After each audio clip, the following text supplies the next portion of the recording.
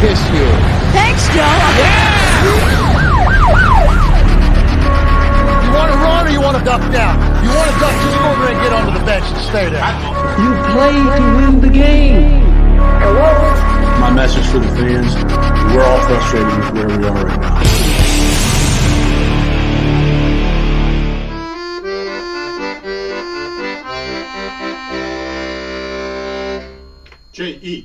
Jets, Jets. And don't forget, we got to get Joe Klecko in the Hall of Fame this year. This is his best chance to get in, and we are going to help him. Mark Gastineau, as we know, got 22 sacks in 1984. 22 sacks. No one has eclipsed that. No one has touched it. And then Michael Strahan comes along, and they were in the final game of the season, and it looked like he just wasn't going to do it. And what happens? Brett Favre, with very little time left in the game, rolls out to the right and just lays down. The tight end barely went to block him. It was as if they talked about in the huddle. Let's just give Strahan the record. He's earned it. It sure as heck looked like they planned it. He rolled out, laid in front of him, and Strahan went nuts, and the NFL acted as if things were all hunky-dory, like nothing was awry. No one cares. Just give away records, especially from a team and a man that don't have much. It's all we got, and you had to take it from us, man.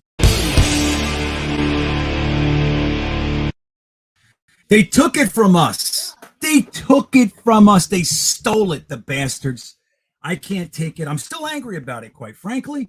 I am angry. My name is GreenBean. This is the Thursday thick of it, and I'm happy to be here. We have an amazing show for you tonight. At least I think it's going to be amazing. The truth is it hasn't happened yet, so I don't know, quite frankly. But to help me do this thing, let's bring on the co-host with the toast, Mr. Frankie from Flatbush from Pittsburgh. Here he comes. What's up, Frankie? Happy Thursday, everybody, and happy day and week that we learned that we're going to the Senior Bowl. We're going to coach the Senior Bowl. Who would have thunk it? Us, the little old Jets. We get to go down. Jets. We get to go down into Mobile, Alabama, and coach these young men up for a full week. How awesome is that, GreenBean? Dude, I'm so psyched, and I'm going to tell you right now, I have every confidence that a little man on our staff helped pull this together, and that man's name is Mr. Phil Savage, who, up until getting hired by his good friend Joe Douglas, was running the Senior Bowl down there in Mobile, Alabama. So he saw the opportunity. There was a little bit of confusion. Maybe the Texans don't know a thing or two about this, that, or the other. And he said, that's ours. And he took it. And I love him for it. Do you think that's what happened?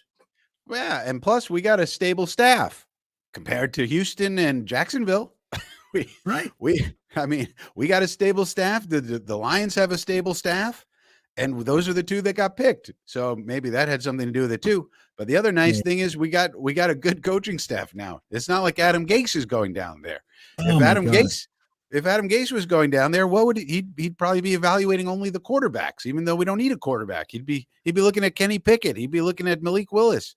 He's looking at Matt Corral for no reason. But now we have good coaches to coach them up. We do. They would be asking, well, how was your Senior Bowl experience? Well, it was all right, but why was the coach sitting on the bench in the middle of the game? What is this? Why was Coach Gase only talking to quarterbacks? There were other players there, and you need other players on your team. You already have a quarterback. All he did was talk to the 5 quarterbacks. That made no sense. Right. So it's like, all he did was, he never addressed the team. He just showed up, talked to the quarterbacks, and, that's the coach. So it is nice. Like you said, look, you got to take baby steps. And the truth is that we do have what is looking like a stable organization right now. And yes, every other team in the NFL does have a stable organization, but for us, it has not been that way for a long time. And, even Idzik and Rex, McCagnon and Gase, McCagnon and Bowles, like nobody was on speaking terms. And we've been a shit show for a long time. So this is a good sign that we are welcome down there. And quite frankly, I'm psyched to see what they get out of it. We're going to milk this thing. There are a lot of players that I have interest in right there at the Senior Bowl. So I'm going to be excited. Now, we also have guys going down there, Frankie. Ali from Loyal New York Jets fans is going to be down there, and Jetnation is going to be down there. So I'm going to be trying to contact people as much as I can to get as much inside scoopage as I can. But before we do any of that, Frankie, I want to say hello to some people in the chat, and then we're gonna talk about our sponsor today very quickly. So Garrett Ham, we were in here chatting before. He was first, followed by Bipolar Medusa. I like that name. I got to tell you, TJ Decker. Yeah, it is. That's good. TJ Decker is worried about Quinton Williams. Maybe we can get to some Quinton today and help TJ out. I see Gitmo Bob is here. Wat2K, of course, is in the background with our good friend Jeremy Cravat, who tortured himself for the delight, the pleasure of all the people in his chat. I was one of them. It was downright hilarious. I wish it could have lasted forever, quite frankly. Seamus McGinn is here. Gary B, Stud City, Garcus, Bloodlust. Yeah, Submission 72. Ed Stewart, Harry's here. So many of you guys. MC is in the house. Paul Klein, and I am also, right, Paul? He says he's proud to have Bryce Hall as a New York Jet, as am I. That's my most recent video that I put out a few minutes ago. And so many guys, Tom Bon Jovi, Chris Reynolds, Eric Craig, they're everywhere, Frankie. I can't take it. So, Frank, before we get into talking about our guest, who should be here any second, and some of the subject matter of tonight, I wanted to let you know that we have a new sponsor for this show. I might have done it last week, I forget. But they are now sponsoring the Thursday Thick of It. And before we get too deep into the show, we're going to hear a word from them. So, guys, let's thank DraftKings for sponsoring the Thursday Thick of It, and let's hear about what they have going on right now. They have officially been authorized in New York, which is a huge, huge deal. So let's talk about DraftKings. The NFL playoffs are here, and DraftKings Sportsbook, an official betting partner of the NFL, is kicking things off with a huge offer. Counting down to Super Bowl 56, they're going to give all new customers using the promo code GreenBean 56-1 odds. That's putting just $5 down, and you win $280 in free bets if the team you choose wins the game. It's $5. All you do is take $5, put it down on any NFL team to win any NFL playoff game. If that team wins, all new customers using the promo code GreenBean are going to get $280 back in free bets. It's that simple. And if you don't have Sportsbook in your area, don't even worry. DraftKings has something for you too. All people everywhere can play their daily fantasy contests for huge prizes, and DraftKings is also giving all new customers the chance to win millions of dollars in total prizes with your first deposit. So download the DraftKings Sportsbook app now, use promo code GreenBean, and get 56-1 odds. Again, $5, win $280 back in free bets. That's promo code GreenBean, DraftKings Sportsbook, an official betting partner of the NFL.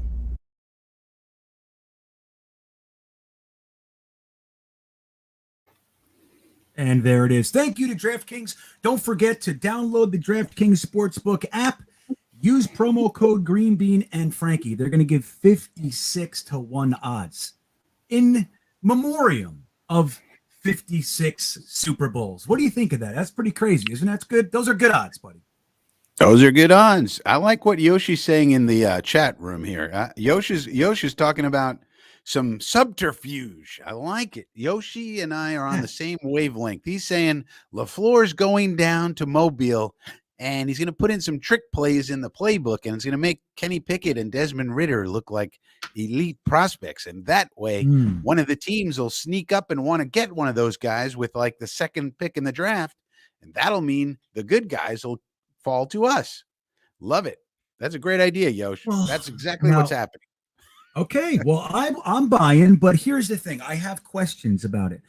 Do we know which players are going to be on which team yet? Did they break it down? Do we know?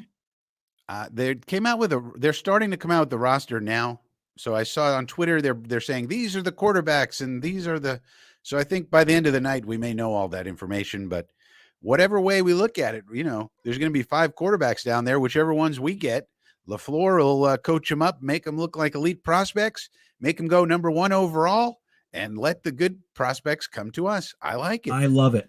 All kinds of people trading up, trying to jump around, and Aiden Hutchinson or whoever you love falls to us, or maybe we get 5 extra firsts. Who knows? I'm in. I love it. But Frankie, our guest is here, so we're going to go ahead and bring him on. I know he's just been talking for the last hour or two, so he's going to be ready to go, I think. So let's say hello to Jet X Factor's Joe Blewett. Yay! Look at him. How you doing, Joe? Yeah, I can hear you right now. You got me? Can you? Yeah, I can hear you. Let's see what he's got. Give us a second, everybody. Well, I'm excited. It wouldn't be a Green Bean show if there weren't technical difficulties. So we always appreciate somebody bringing in some technical difficulties because we need them to be here in order for it to be a certified, sanctified Green Bean show. Joe, can you hear us? Let's see. Oh, no. Come on, Joe. Please stand by. Yeah. It's okay. We'll get through it. Oh, there he goes. Something's happening on his end. And like I said, he just did I think it was a 2-hour show that they do over there on Jet X Factor show. I check in there all the time. So look, Harry says he was just watching a Joe Blewett breakdown. So we'll get him in here and see exactly what he has to say. We have all kinds of good questions, and hopefully we're able to steer this conversation in some ways that maybe I'm not as strong in. That's why I like to bring different guests on, because it gives us an opportunity to hear different takes from different expertises, Frankie. That's kind of what I like to see. It's, we could just go round and round with what I like and what I think and all that, which I do, but it's nice to get other people in here and hear what they have to say about the New York Jets. So the season's over though, Frankie. How are you feeling? Are you coming down? Are you upset? Are you relieved? No, what do you got?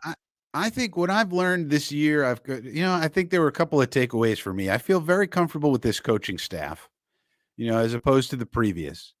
And, everybody wanted to get rid of Adam Gase, and nobody thought, well, okay, but if we get rid of Adam Gase, that means a down to the studs rebuild. And that's what it meant. And so we cleared out the Gase regime out of here, and we did a down to the studs rebuild. And we thought, one of the things we realized all year was we thought, okay, how much is Adam Gase and the coaching staff holding back this roster? Maybe we got really good players. We just don't know it because Gase and those guys, Dowell, Loggins, and everybody was terrible at coaching them. Well, we found out it wasn't so much them as much as the roster wasn't so great, except for some people who made some great strides like Bryce Hall and like George Fant and a few others. So I think, we found out what kind of team we had, which wasn't very good at all. And we found out that I think that this coaching staff is worth getting behind. They're people that we can, I think, trust, that they're going to be able to develop people. Look what happened to George Fant. He took his game to a whole other level. Look at what happened with Bryce Hall. He took a step forward. Now, a few people took a few steps back, Quentin being one. Maybe. But would you say back or just kind of didn't excel? Maybe he didn't go forward. He didn't go forward as much as we would have liked. I think Quentin has the potential to be dominant, and he was not dominant. He was okay. He was all right. And we don't expect all right out of Quentin. We have high expectations for him. And I think he has all the potential in the world. And I think I hope we're going to see it next year. So that's what I mean with him. And maybe that foot injury, he missed all of training camp. He missed all the preseason, and so that counts. I mean, that's important. And he missed it. So I think overall, I feel like the expectations for the team, for me, got right-sized. I think I was probably over-optimistic in the offseason. Now we did, Carl Lawson got injured and there was no replacing Carl Lawson. We don't have a backup who can do anything like what Carl Lawson can do. So he's a one of a kind on our team. When you lose a guy like that, it changes everything. Same thing with LaMarcus Joyner. We just didn't have a skill set to back up that position. We just didn't. So that being said, I think we learned, that how to have the right expectations for this team. We still doubled our win total despite all of the adversity and injuries and everything else, and a first-year coaching staff. for the most part. And now we've got, I think that most Jet fans, would probably say we've got Joe Douglas. We're comfortable with him. We've got Robert Saleh. We're comfortable with him. We've got Zach Wilson, and we see the potential in him. We still don't know. It's not an answered question, but we feel good enough that he had a good enough rookie year that we feel pretty comfortable with him. And those were the 3 key positions that we needed to feel comfortable with. And I think we do for the most part. Yeah, I would agree. And I think you can add that, thankfully, add to that list Mike Laflore. Maybe not so much Ulbrich yet, but I think Matt Cavanaugh also came around and showed, he's handling the sideline while Lafleur's upstairs really well. So Joe Blewett is here again. We're going to give this another shot. Hey, man, if this is what we got to do tonight, we'll do it all night, Joe. How you doing? Can you hear me? I can hear you now. I hope you can hear me. Yeah. All right, cool. Everybody. It didn't work on my Safari. It didn't work on my Google Chrome, so I had to download Firefox for this to work. For some reason, my browser was unresponsive. So I appreciate you guys having me. Yeah, I appreciate you being so quick thinking, man. See, I would have once I have a backup browser as well. Once both don't work, I yell at my wife and cry. That's what I do. I'm not even kidding. I go, "This fucking bullshit. Why me? Why me?" So I'm happy that you have the ability to troubleshoot, because I'm really excited to have you on. I mean, you and I have been on a couple times on Ryan's channel, but this is really the first time that we've had an opportunity to, to quote, work together, if it is that. But I'm excited, and I'm looking forward to getting the chance to bend your ear a little bit, man. So how'd your previous show go? Everything smooth there? Did anybody ruffle your feathers or anything? How'd it go? No, the chat was actually really, they weren't argumentative. They were pretty agreeable. Some super chats. So it was a good time. I'm really excited to talk to you guys as well. I'm excited. And I talked about it on the live stream. I'm excited to go into an offseason where we're not talking about coaches. We're not talking about firing coaches. We're not talking about quarterbacks. So it's like, it's kind of the same, that we're still kind of a bad team and have high draft picks, but now it's at a different angle. So I'm really excited to get into it over the next couple of months. Yeah, it's going to be exciting. And I agree with you. I mean, like, you look at like Jacksonville, right? For example, they were with us last year. They had the whole, the blow up. They had the number 1 overall pick, their T-Law, and then they get Urban, this legend. And a year later, man, they're maybe even in a worse situation because of all the embarrassment and everything. But the truth is that we have begun to walk away from that. And it's going to take a minute. But we have begun to walk away from those needs: quarterback, head coach, even general manager. I happen to be a supporter of Joe Douglas for the most part. I think he's doing a good job, especially when you compare him to other Jets general managers. Let's say that. But now, as far as our draft picks, let me ask you this. We have 2 for the second year in a row, first round draft picks. We also have 2 seconds. Last year, we had 2 thirds. We got 2 fourths. So this is kind of the end of that, that wonderful collection that Joe Douglas has put together. Are you okay just using them, or would you like to see him parlay maybe one of these first into more, or kind of create this stuff before we kind of call it a day and settle back into normalcy with 7 picks a year? Yeah, I think the easy cop-out answer is to say it depends on who's there and how you feel about those players. At 4, if I feel like one of the players is blue chip prospect, then I want to take a blue chip prospect. Obviously, the Jets are missing blue chip prospects at this point. I really don't know. We can go over the roster and the Mosleys and maybe the Becktons. Depending on how you feel about him, the Quentin Williams. But which one of those are truly blue chip right now? It'd probably be an argument for who's actually blue chip. So we need some of those talents. So if one of those guys at 4 is blue chip, whoever you feel like it may be, whether it be Evan Neal or Kyle Hamilton, or the Jets' ideal situation is one of them takes Evan Neal. One of the teams in the top 3 takes Evan Neal. One team trades up for a quarterback. We all got to hype up the quarterbacks. I've already seen that movement throughout Jets fans. So hopefully that happens. And then one of the Hutchinson or Thibodeau falls. I would think it would be Hutchinson over Thibodeau. You take one of those guys. If not, I'm cool with trading down, but I'm more for taking the blue chip talent.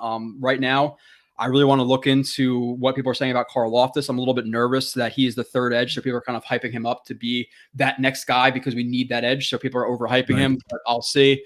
Evan Neal, I've watched a little bit, and I'm usually one to preface stuff by saying like I really have to watch for myself to know if I really like this guy, because I trust other people's opinions, but I'd rather watch it for myself.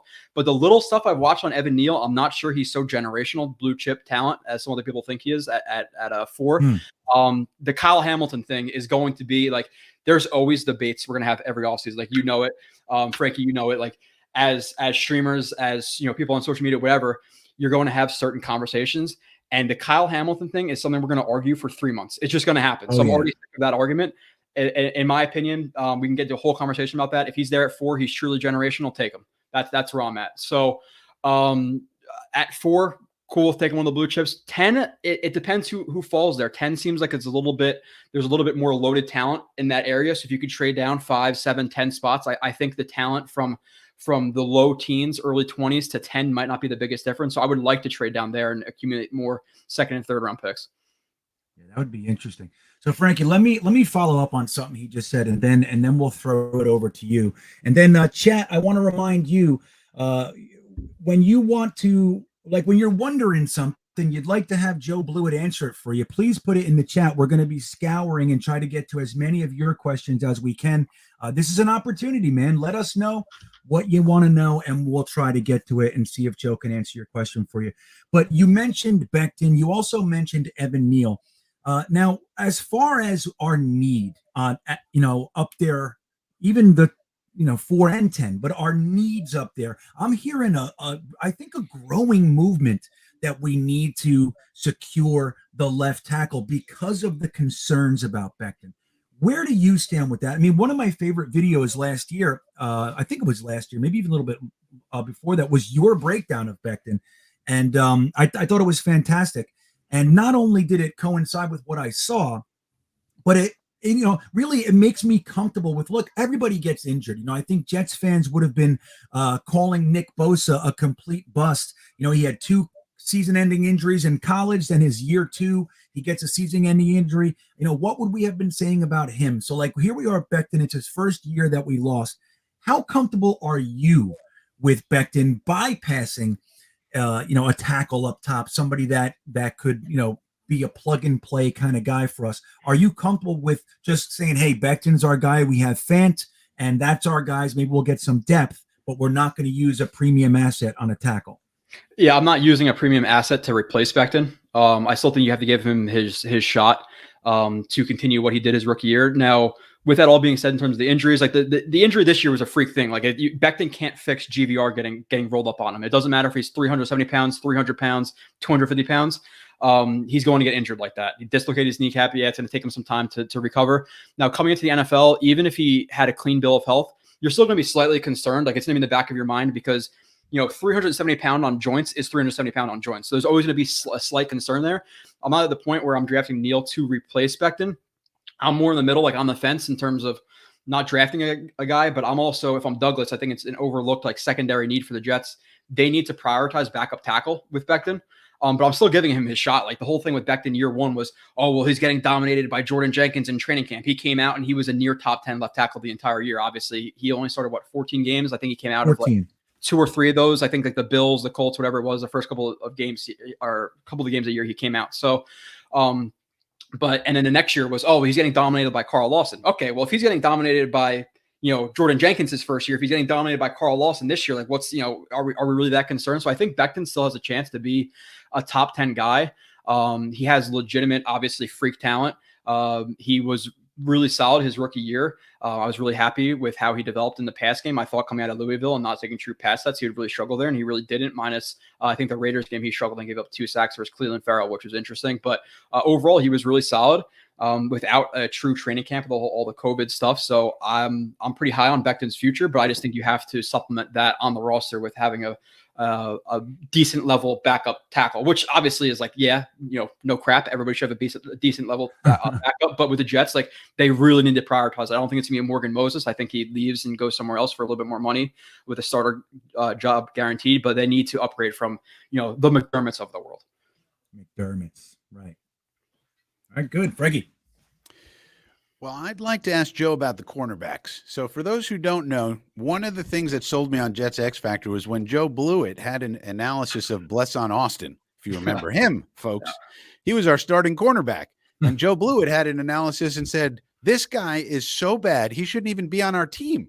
And I heard this and I said, well, wait a minute. Joe Blewett's saying he shouldn't be on our team, but he's our starting cornerback. What does this Joe Blewett guy know? And then lo and behold, he gets cut from the team, not even benched. He get out of here, bless Austin, they said. And I said, aha, maybe this Blewett character knows something. And so that's what sold me on Joe and sold me on the Jets X Factor, is because his analysis of Bless Austin was so on point. And then other things after that too. So I'd be curious, Joe, to know your analysis of our cornerback room. It was going to be a weakness of the team, and I think it turned out to be actually the strength of the defense. I think we can all agree that Bryce Hall took a step forward and has established himself. But I'm in particular curious as to your thoughts on Brandon Eccles and whether we need to upgrade that position this year as well. Yeah, and the problem with Bless, going back to that, was the fact that a lot of people just watch broadcasts. And when you watch broadcasts, you see him make 2 or 3 hard tackles a game, and those 2 or 3 plays are great. But then what happens the other 50, 60 reps he's on the field? And those other 50, 60 reps, he was absolutely terrible. So that's what I was pointing out. And then he gets cut, and I kind of called that one. And he's been terrible with Seattle, which was obviously another benefit to us, watching Bless Austin get cooked and leading to a better draft pick. So that was kind of a double hitter for me. Yeah, in terms of the corners, like it was interesting going to the year, like you said, like we assumed that it would be the weakness of the team, and Bryce Hall, while in his year 1, he still had to prove going to year 2 that he could be a number 2. And year 1, he got beat a little bit, but like when he got beat, it wasn't like he was getting toasted. Like he would get boxed out by Mike Williams. He'd get boxed out by Keenan Allen. He was right there with Devontae Parker. And seeing that from a 5th round guy, injured, not having a true camp, all that stuff, I was very impressed. Going into this year, I think that he had to prove himself to be a number 2 level corner, because you can't just assume that after a couple of games. So I think he proved that to me. To start off the year, I was definitely really high on Hall. Last couple of weeks, he's taking a couple steps back to me, and this is just getting into like some of the technical stuff. I don't think he trusts his athleticism as much as he should. He tends to open the gate, as I call it. If you watch those Bless Austin videos, he opens the gate a little bit. He doesn't get his hands on. I think with his size, he should be getting his hands on a little bit more, staying square. So he's been getting beat a little bit. I'm comfortable with him as a 2. I'm not as confident in him being a really, really good 2, but again, a 2 for a 5th round draft pick is fantastic, and he still has plenty of room to develop. Now, the other guy is Michael Carter II. I'm pretty sold on that guy. Really good technique, a pretty solid starter in his first year, and he got kind of, I don't know if I can curse on here, but the crap end of the stick.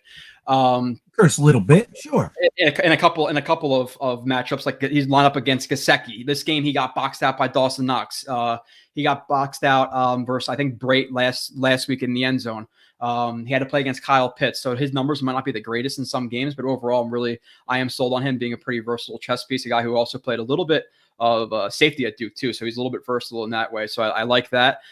Eccles, it seems like that's like the debate on Jets Twitter right now, and I think that people are either like, it's so black or white, like he's either bad or he's a good starter. And I'm kind of in the middle on that one too, where while a 6th round pick being a role player, I think is a home run. Like if you look at the history of drafts, a guy in the 5th or 6th round, even making the team is pretty much a good pick.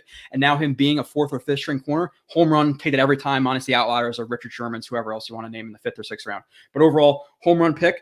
But I think it's a home run pick, and he deserves to be depth next year and maybe compete for a starting job down the road. But he's way too inconsistent to be a starter next year. Walk into that room being a starter. You saw multiple times. Even like, listen, like I try to, and some people hate it, but I try to evaluate like the process versus results. Like even the pick versus Brady, it was more of a bad play by Brady than it was a great pick by Eccles. I'm not trying to just crap on the kid; it's just my honest perspective of it. And then that game, he also gave up a 3rd and 20. In a situation where you can absolutely not do that. So he's a little bit too high and low for me to walk in as a starter. But again, 6th round pick, fantastic. Like that's a home run. So I think we have some good depth with Eccles. I like some of the other guys. Dunn has a lot more to prove, and I think Michael Carter and Hall are the other 2 starters. But I think you still need to walk into 2022 spending a good amount in free agency on a starter, or draft a guy in the first 2 rounds to hopefully be the number 1 or 2 opposite of Hall. Yeah, I mean, J.C. Jackson's available, Dante Jackson's available. Those would be perfect guys to get if we could in free agency. And then imagine what Tony Oden could do with a 2nd round pick. I mean, this is what Tony Oden and Marco Emmanuel are doing with 5th and 6th round picks and undrafted free agents like Jav Guidry, who also I think is a useful piece. He plays 4 positions. That's useful no matter, as long as he's not terrible. And so imagine you get a 2nd round talent and put him in the room with Coach Oden. I mean, you'd expect maybe he turns out to be Jalen Ramsey or something. Yeah, for sure. I really like the job that Odin has done. The only criticism I have for him is when they like shuffle bail. There's guys working to their blind spot a little bit too much, and that's why you see like Hall getting beat on double moves, and you see some guys on some outbreaks, some curls, some hooks, beating corners. You saw it with Hall getting beat by Antonio Brown, which again, it's Antonio Brown. Like he's one of the best route runners in the NFL still. Well, he's not really in the NFL, but he was 2 weeks ago. So yeah, he has to change up a little bit, but the upgrade from Odin really, you can really tell he emphasizes guys staying square, which is my biggest gripe with people who don't stay square. And Marcus Coleman, who I typically do podcasts with, or I talk to him a lot, he was a DB under Odin, and he confirmed that to me, that he really likes teaching guys staying square, which some guys don't emphasize. So he was definitely a massive upgrade. I forget the last guy's name, but everybody praised him. I think he came from the Rams, the last DB coach. And I hated him. I hated what he was teaching the guys, because you could tell, because it was consistent, lack of consistency in the technique he was teaching him over 4 or 5 years. So I hated that guy. But Odin, I definitely agree with you, Frankie, that he's a plus coach on the defensive side of the ball. Can you just quickly say why staying square is important? Is it because you don't want to give up your positioning? In other words, if you're angled toward the boundary, then you're giving up. You're basically moving the wide receiver where you want him, which is inside. And if you do that right from the beginning, you're telling him that's what you're doing. Is what you're saying is stay square from the beginning because you don't want the offense to know which way you're sort of angling people, or it could be that, and the fact that when you're opening up, you're not square, so you're not strong. When you're opening up, so I'm giving you the outside, you want to go to the outside, so now I'm giving you the outside, so now I'm kind of playing from behind and playing over top of the route. So you can stay square, get hands on, impede their progress during their drive phase when they're initially driving, breaking on the stem. You could play over top of that, but when you're a guy like Bryce Hall and you're opening Eccles, whoever it is, now you're playing blind. You're playing blind without as much strength over top of the route, so you're not able to dictate the route as much. So staying squares, getting your shuffles, and I almost overemphasize it at this point, is really important, unless you're playing in a trail. Like if you're a cover 2 corner and you're playing in trail and you want to let the guy beat you, there are some situations like cover 7, cover 5, where you're the inside slot. You're going to allow the number 2 to get outside of you because the safety is reading 2 to 1. And he's going to pick that off if he is to continue towards him. So there are some situations where you want to, but generically, okay, man coverage, whatever, zone, whatever. If you're supposed to be playing against that guy, opening your hips and allowing him to take that gate is never a good idea. So. Yeah, it's fascinating, man. And that's the stuff, like, when people don't, appreciate how important a really legitimate coach is, like an actual coach whose communication skills are such that not only do they have the technical know-how, but they know how to communicate it so the guys actually absorb it and digest it.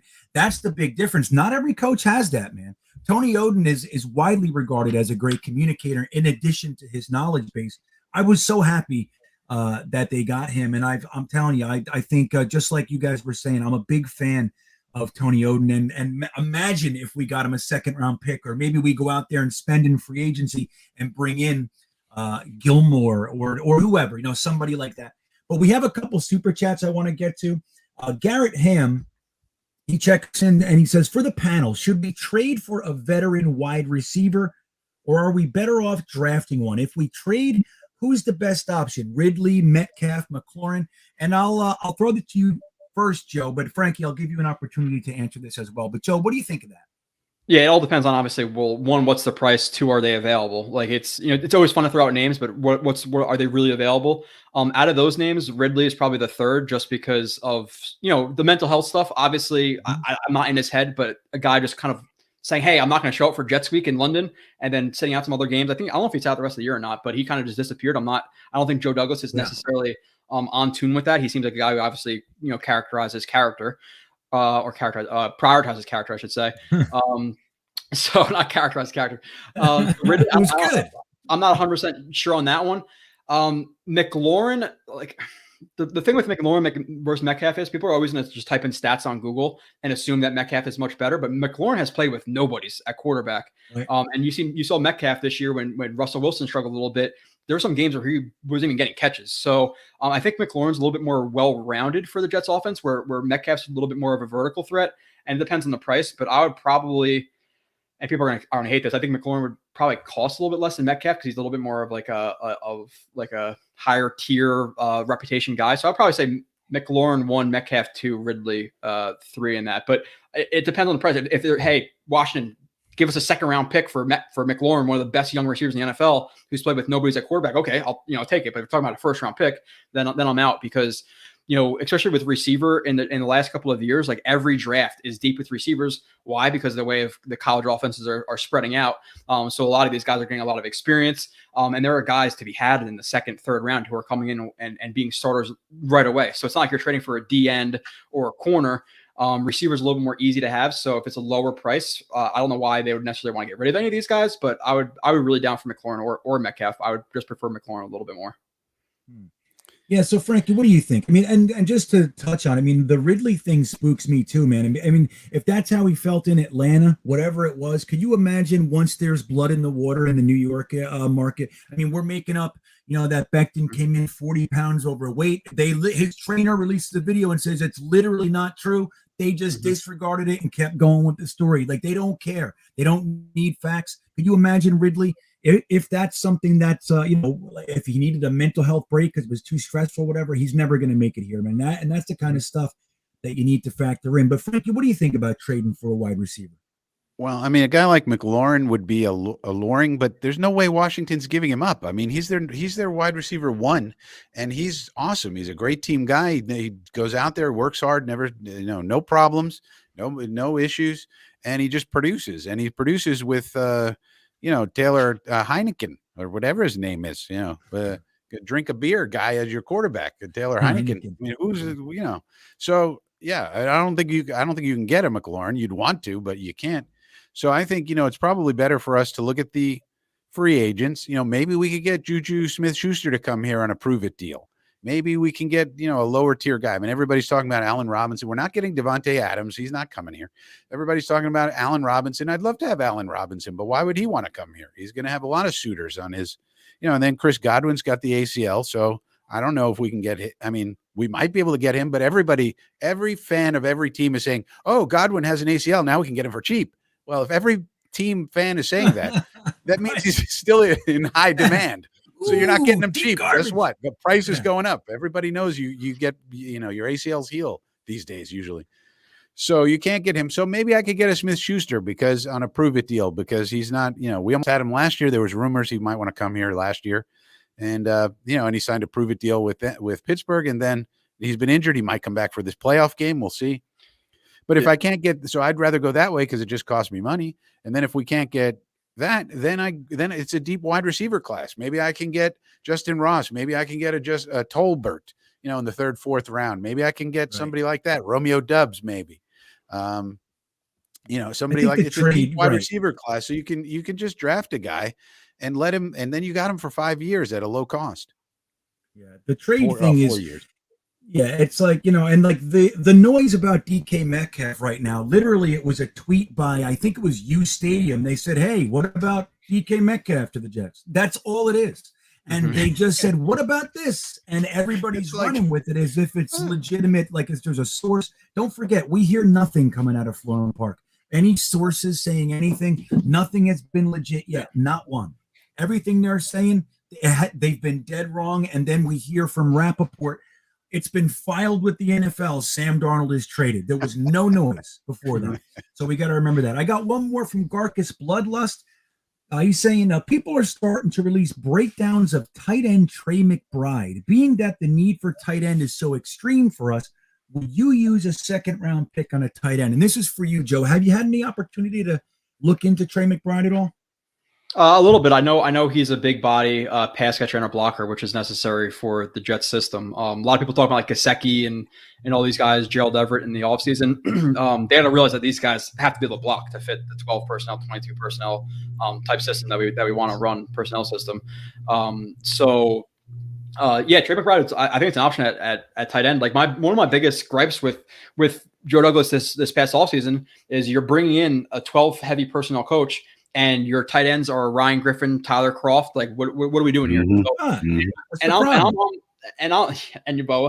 I'm on the train of with you, Greenbean, in terms of like defending Joe Douglas more than I hate him. I actually like a lot of what he's done. I think a lot of the moves, while the end result might not be great, you can defend his decision making in that time. So I like a lot of what Douglas has done, but the whole ignoring of the tight end position was one of the biggest, problems I had with him last year. And then going into year 2 with Wilson, again, knowing your system wants to emphasize tight ends and having that be like the quarterback safety blanket, not, prioritizing it would be a massive mistake to me. So they either need to sign, a bigger tier tight end in free agency, which I might only be Schultz at this point. And they have to really look into Schultz because, again, people say he can block, but I really want to see for myself if he can block. But then past that, using a second round pick on one of these guys would be fine for me, and I think that's kind of the way we go with receiver too. Like we're talking about these trades, Metcalf, don't think they trade him. McLaurin, don't think they trade him. Ridley, a little bit of a head case potentially. Michael Thomas, head case. The whole Juju thing, I'm kind of the same train like that. Like the guy's TikToking and doing all this stuff, dancing on the Dallas Star before games. I don't know if I really want that guy either. So I think tight end and receiver is where we go with the draft. And using a second round pick on McBride or Jake Weidemeyer, whatever his name is. I think there's Isaiah Likely is like another one in the second round. There's a couple of guys up there, but it's one of the biggest needs on the team. They have nothing there in an offense that prioritizes using tight ends. So it's definitely a big enough need. Tight end is, I know you're on the train, GreenBean, but I'm definitely, tight end is a massive need for the Jets, and it's one that should be addressed in the second round, if not, heavily in free agency. Yeah, they made fun of me last year, Joe. Everybody called me tight end bean. They're like, oh, and no matter what anybody said, they said, let's talk about cornerbacks, and GreenBean's going to bring a tight end into the conversation. I said, we need it. Well, nobody listened. Nobody cares. So finally, everybody's on board. I agree. I think Trey McBride's fantastic, but I'm with you, man. I think bringing in a vet and a relatively high draft pick would be the way to go. I mean, Laflore tried to force that square peg through a round hole with Trevon Wesco at fullback and Ryan Griffin and Tyler Croft, and it wasn't working at all. And hey, you got to give them credit; they at least got out of it. They didn't just try all year. It was slow moving that first quarter of the season, but at least they got out of it. So Joe, and then I'll turn it over to Frankie. What about Mike Laflore? Like so we talk about the type of offense that he wants to run. We talk about a little bit about the difficulties early in the season with trying to force those personnel packages that he wants in. What do you think of his progression this year? I mean, he was under a lot of fire the first half or so of the season, and then he's kind of opened it up a little bit. What are your thoughts about Mike Laflore? Is he the goods or has it been like a mirage? Yeah, there's some things like I'm not always thrilled with. Like there are some designs where he's having like play actions and jet sweeps go the same way, which you're kind of holding. You're trying to hold multiple defenders with kind of two guys in the same area, which didn't really make a lot of sense to me. There are some concepts that I don't necessarily love, but overall, like he's really solid. To begin the year, I thought he was a little bit too stagnant. Like he wasn't as creative as he got down the stretch. And there's always gonna be a section of the fan base. If the play doesn't work out, the play sucks. I could have designed a better play. When in reality, it was a good play, and the receiver didn't catch the ball. The tight end didn't run the right route. The quarterback, was slow on his read. He hesitated with the ball, whatever it might be. But in general, yeah, I'm happy with him. Like, look at what he had to deal with at the end of the year, and we were putting up some points against the Buccaneers. Like you're dealing again with a bunch of backup tight ends. Zach Wilson last game, like a lot of people kind of crap on Zach Wilson the last game. He was without his top 4 receivers. Dan Feeney, LDT, who they got for Dan Brown, who he was impressive for what he was. Morgan Moses struggled. The running game had absolutely nothing to go or to do in that game. So, yeah, he's been impressive minus that game, but he didn't have a lot to work with. So the concepts are good. The creativity is good. I like the way that he uses play action. I like the way that he leaks guys out, tight end leaks, naked bootlegs. If Zach Wilson was to hit some of the throws that he was missing earlier in the year, the offense would have been much better. You saw plenty of plays where guys were running wide open and Zach Wilson just dirt the ball, and then people were getting on the floor and they scored like 17 to 20 points. So yeah, Zach Wilson missed 5 to 10 easy throws and dirted it. So overall, yeah, I like the concepts. There's always going to be a gripe or two with a concept or two, but in general, I'm the most confident I've been in an OC since we've had John Morton, who I thought was underrated by Jets fans. John Morton, yeah, OC, very underrated. Very underrated, and some games pulled the rug out from under him.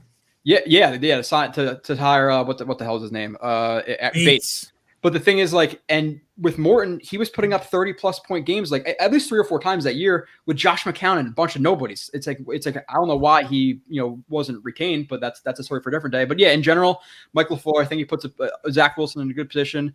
You saw the running game get going later in the year, which is a credit to the O-line coach Benton. And now you build that system, you get another right guard, you get a tight end, you get a receiver. I think this offense which minus the Buffalo Bills game was like somewhere around like 18th the last couple of weeks in the year, and that's with a ton of injuries and without a stacked roster. We have what $60-70 million going into free agency this year, with expectations of some cuts and a ton of draft picks. So I think he could be the leader of a top half of the league offense, top 10 offense, in years to come with more talent. I really like him. Nice. I'd like to ask Joe about the offensive line. You mentioned it a bit, Joe. And I think one of the key questions we have is about the right guard position. Mm-hmm. So we acquired this guy, Dr. Larry, for basically nothing, because we traded Daniel Brown and then they released Daniel Brown and we got him back. Well, you get a starting right guard for absolutely nothing. Yep. Build the statue for Joe Douglas. I mean, what the hell? He got but how did you think he played? The way I looked at it, he did okay. I didn't think he did great, but the question is would you retain him as the starting right guard, or do you think we need to upgrade that position? Because if we do, then you could look at a guy like Evan Neal, who has played guard, even though he's been playing left tackle recently. You could say, okay, Evan Neal's our right guard, or you could draft a guy like Linderbaum and say, okay, Linderbaum's the right guard, or Linderbaum's a center and McGovern's going to play right guard. So what are your thoughts about LDT and the right guard position? It needs to be addressed. LDT, and there's been some rumors, or maybe he said it in an interview that he was not sure if he's coming back, that he might pursue the whole medical thing in Canada. So he has to get some sort of clearance. He has to get some sort of clearance from the Canadian authorities, because he has to start his residency within a certain amount of time, and that time is coming up, and he has to get a waiver, and so. Okay, yeah. So let's say he is re-signed. I would definitely look to re-sign him, because I think it would be I think he's a lower tier starting guard, which is fine. Like GVR was not a starter in any sense of the word, so he was absolutely terrible. I think LDT stabilized the run game when he came in, because he was a starting level guard, even though it may be lower tier. I think he struggles a little bit more in the pass game than the run game, but there was a reason that we took giant leaps forward in the run game once LDT came, because again, GVR was an absolute liability on some of these plays. Even on the backside, he was a liability. Just guys running in free passing. It was disgusting how his angles that he worked at people was atrocious. He just had no anticipation of angles guys would take to cross his face. It was really bad. I think one of the games in the Patriots, or playing the Patriots, I compared him to like a double amputee from the top up. A guy with no arms could have done better if he just ran into the way of this guy. And it was true. He really was bad. I freaked out about that play a little bit. So I like LDT. Depending on the price, obviously, let's say it's a fair price from $5 million. I would look to sign him. If you don't sign him, you have to highly prioritize it in free agency. I know a lot of people know about Sheriff. I'm kind of concerned with the injuries. The Jets have been the most injured team the last 2 years, so I'm not 100% sure about that. Connor Williams. Oh, go ahead. No, I said I'm with you there, buddy. I don't know what the love is for that guy. We don't bring in guys who've been as injured as him. I mean, if you need people that are healthy, they get injured here. You bring in somebody that has an injury history, they're done. They're done here. I think Joe Douglas said it again. Like we finished with the number one team on money on IR again for like the second year in a row. And I think it was 2 years ago with Gase, we were the number one team again. And that was without Mosley, who was like $18 million or whatever it was. And we were still number one on IR. So we've been extremely injured. But whether it be, let's say it is a Sheriff, if you like to surround a name, or Connor Williams from the Cowboys, like one of the upper tier guards. I know there's another guard, I think, from the Browns. But if you don't have the LDT, you need to invest either premium capital in terms of cap space or money in the draft, or it has to be a first or second round guy. Now, if LDT is brought back, I don't think he should be brought in as just the starter, because he had a solid 5 or 6 games. But do you want to settle for a below average starting right guard? So if you do bring him in, I don't think it's as emphasized as in terms of like capital you have to spend on a guard if you have LDT. But I still think you draft a guy in the second, third round, you let him compete. If LDT starts off the year, okay, now the other guy comes in when he's comfortable. But no, I don't think LDT should walk in as a starter in any sense. And if he's not, I still think you need to put premium capital, whether that be high money or high draft pick in the guard. So. Nice. I think it's important, but at the same time, I don't think we have to use a first round pick. I mean, that's kind of, in my opinion, it's kind of new talk. I mean, for years and years and years in my head, guards were like second to fifth round. That's where you get your good guards. You were going to really go for one. It was in the second, but like first round guards, I mean, they were few and far between. Now it's people think that's where you have to go to get your center or your guard. And there's a high bust rate for top 10 centers and guards. It's you don't necessarily get a slam dunk, but I think it definitely has to be addressed as well. Now, Curly Newman in the chat has a question for you. Now, you mentioned in a very interesting way Karlaftis. Like a lot of people are talking about him, but is it just because they know Hutchinson and Thibodeau are not going to be there, so they're kind of prepping themselves for the next best thing? Have you had an opportunity to really look at this guy? If you have, what are your thoughts? Yeah. So, and Frank, you know this. I know you've been on the channel a couple of times. I always preface stuff by saying like I have to watch more because I don't like to rely on people's opinions for really anything. And I feel like a lot of people will go on and they'll watch 4 or 5 minutes of a highlight tape of Karlaftis and they know that guy. Just like Greg Dortch was such a good pick, a good UDFA coming out of, I think it was Wake Forest. And then I watched him. This guy's absolute trash. And then he got cut by the Jets. So I've seen some of Karlaftis, and a lot of people will kind of like, he doesn't have the most ideal athletic traits, but neither did guys like Terrell Suggs. Like there's plenty of guys who, if their technique is good enough, they could be that next top edge rusher. Obviously, you prefer the length, the bend, the explosion, all that. And it doesn't seem that Karlaftis necessarily has that. It seems like he has a little pretty shortened tackle radius, which is obviously important, bringing down the quarterback. But so I haven't watched enough to really give you like 100% answer if I'm comfortable with him at 4 or not. That will happen later in the offseason. But in my general feelings of watching him, I'm not so high on him at 4, like being, again, pretty baseline, knowing 10% of what I should know and what I will know about Karlaftis. And like I said before, and you mentioned, I think it's kind of Jets fans like coping with, oh, we didn't get Hutchinson, we're not going to get Thibodeau. So who's the next edge rusher? Oh, it's Karlaftis. Let's get him. So I think he's being elevated a little bit too much by Jets fans, but that could change down the road. So I always kind of steer away from those questions just because I might watch this guy and say, oh, he's better than Hutchinson. Like I don't know. Guys love Rashawn Gary. I hated him. Guys love. There's plenty of players I love that people hate and I love. It depends. But at this point right now, I don't think he's worth the 4th pick. But that's very early on. You were ahead of the curve on Fant, my friend. I got to give you that one. You were ahead of the curve on that fella. You and JD. That was about all we had. Yeah, I was literally the only person who was watching that tape. And I think this guy actually has a higher ceiling than people realize. He could be pretty good. And now everybody's like, you got to keep him from $10 million. He's the best tackle. He's the best player on the offense right now. And that's one of the picks. I'll stand on that one. I was the only defender of Fant. Nice, absolutely. And one of the things that surprised me too, Joe, is how when I started charting the games this year for the first time, I noticed we were in a base nickel defense for like 85-95% of the time.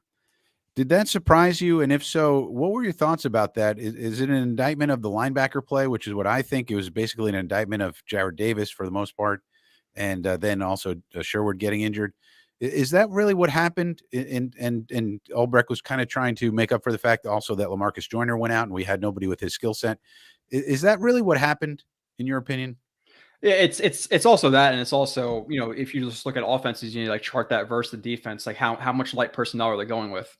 So it's obviously in a response to how offenses play in terms of the personnel you're going to match up with. But then you bring up a good point about the linebackers, like Jarrad Davis. You can't defend Douglas for that one, and to me that is more of a Saleh and Ulbrich hire because they're the linebacker guys. So they see a guy who has great athleticism.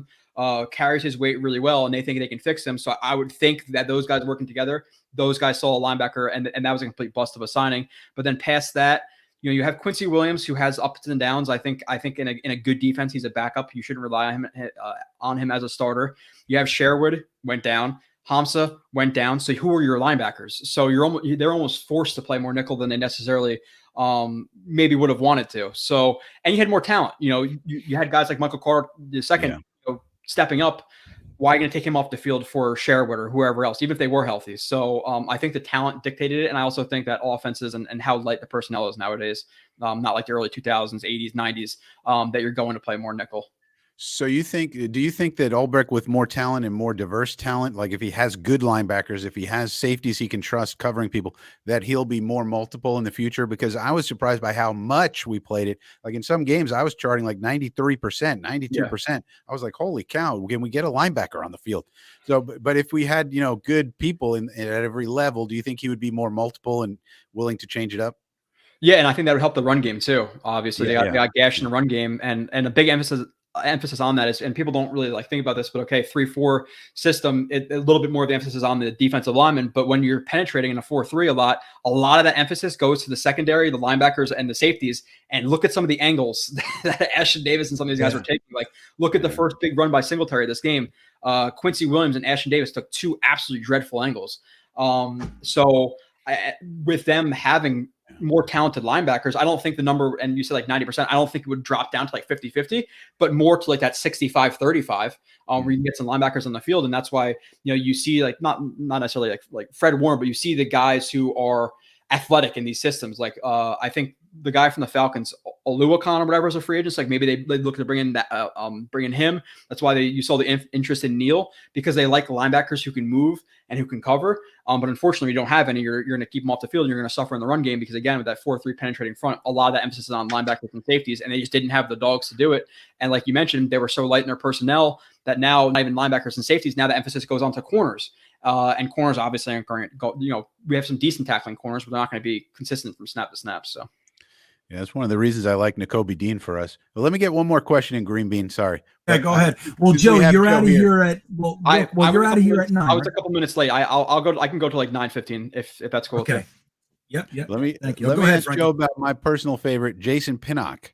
So I noticed early on that we had a Jason Pinnock experiment going on, and I said on my channel, we got a Jason Pinnock experiment, ladies and gentlemen.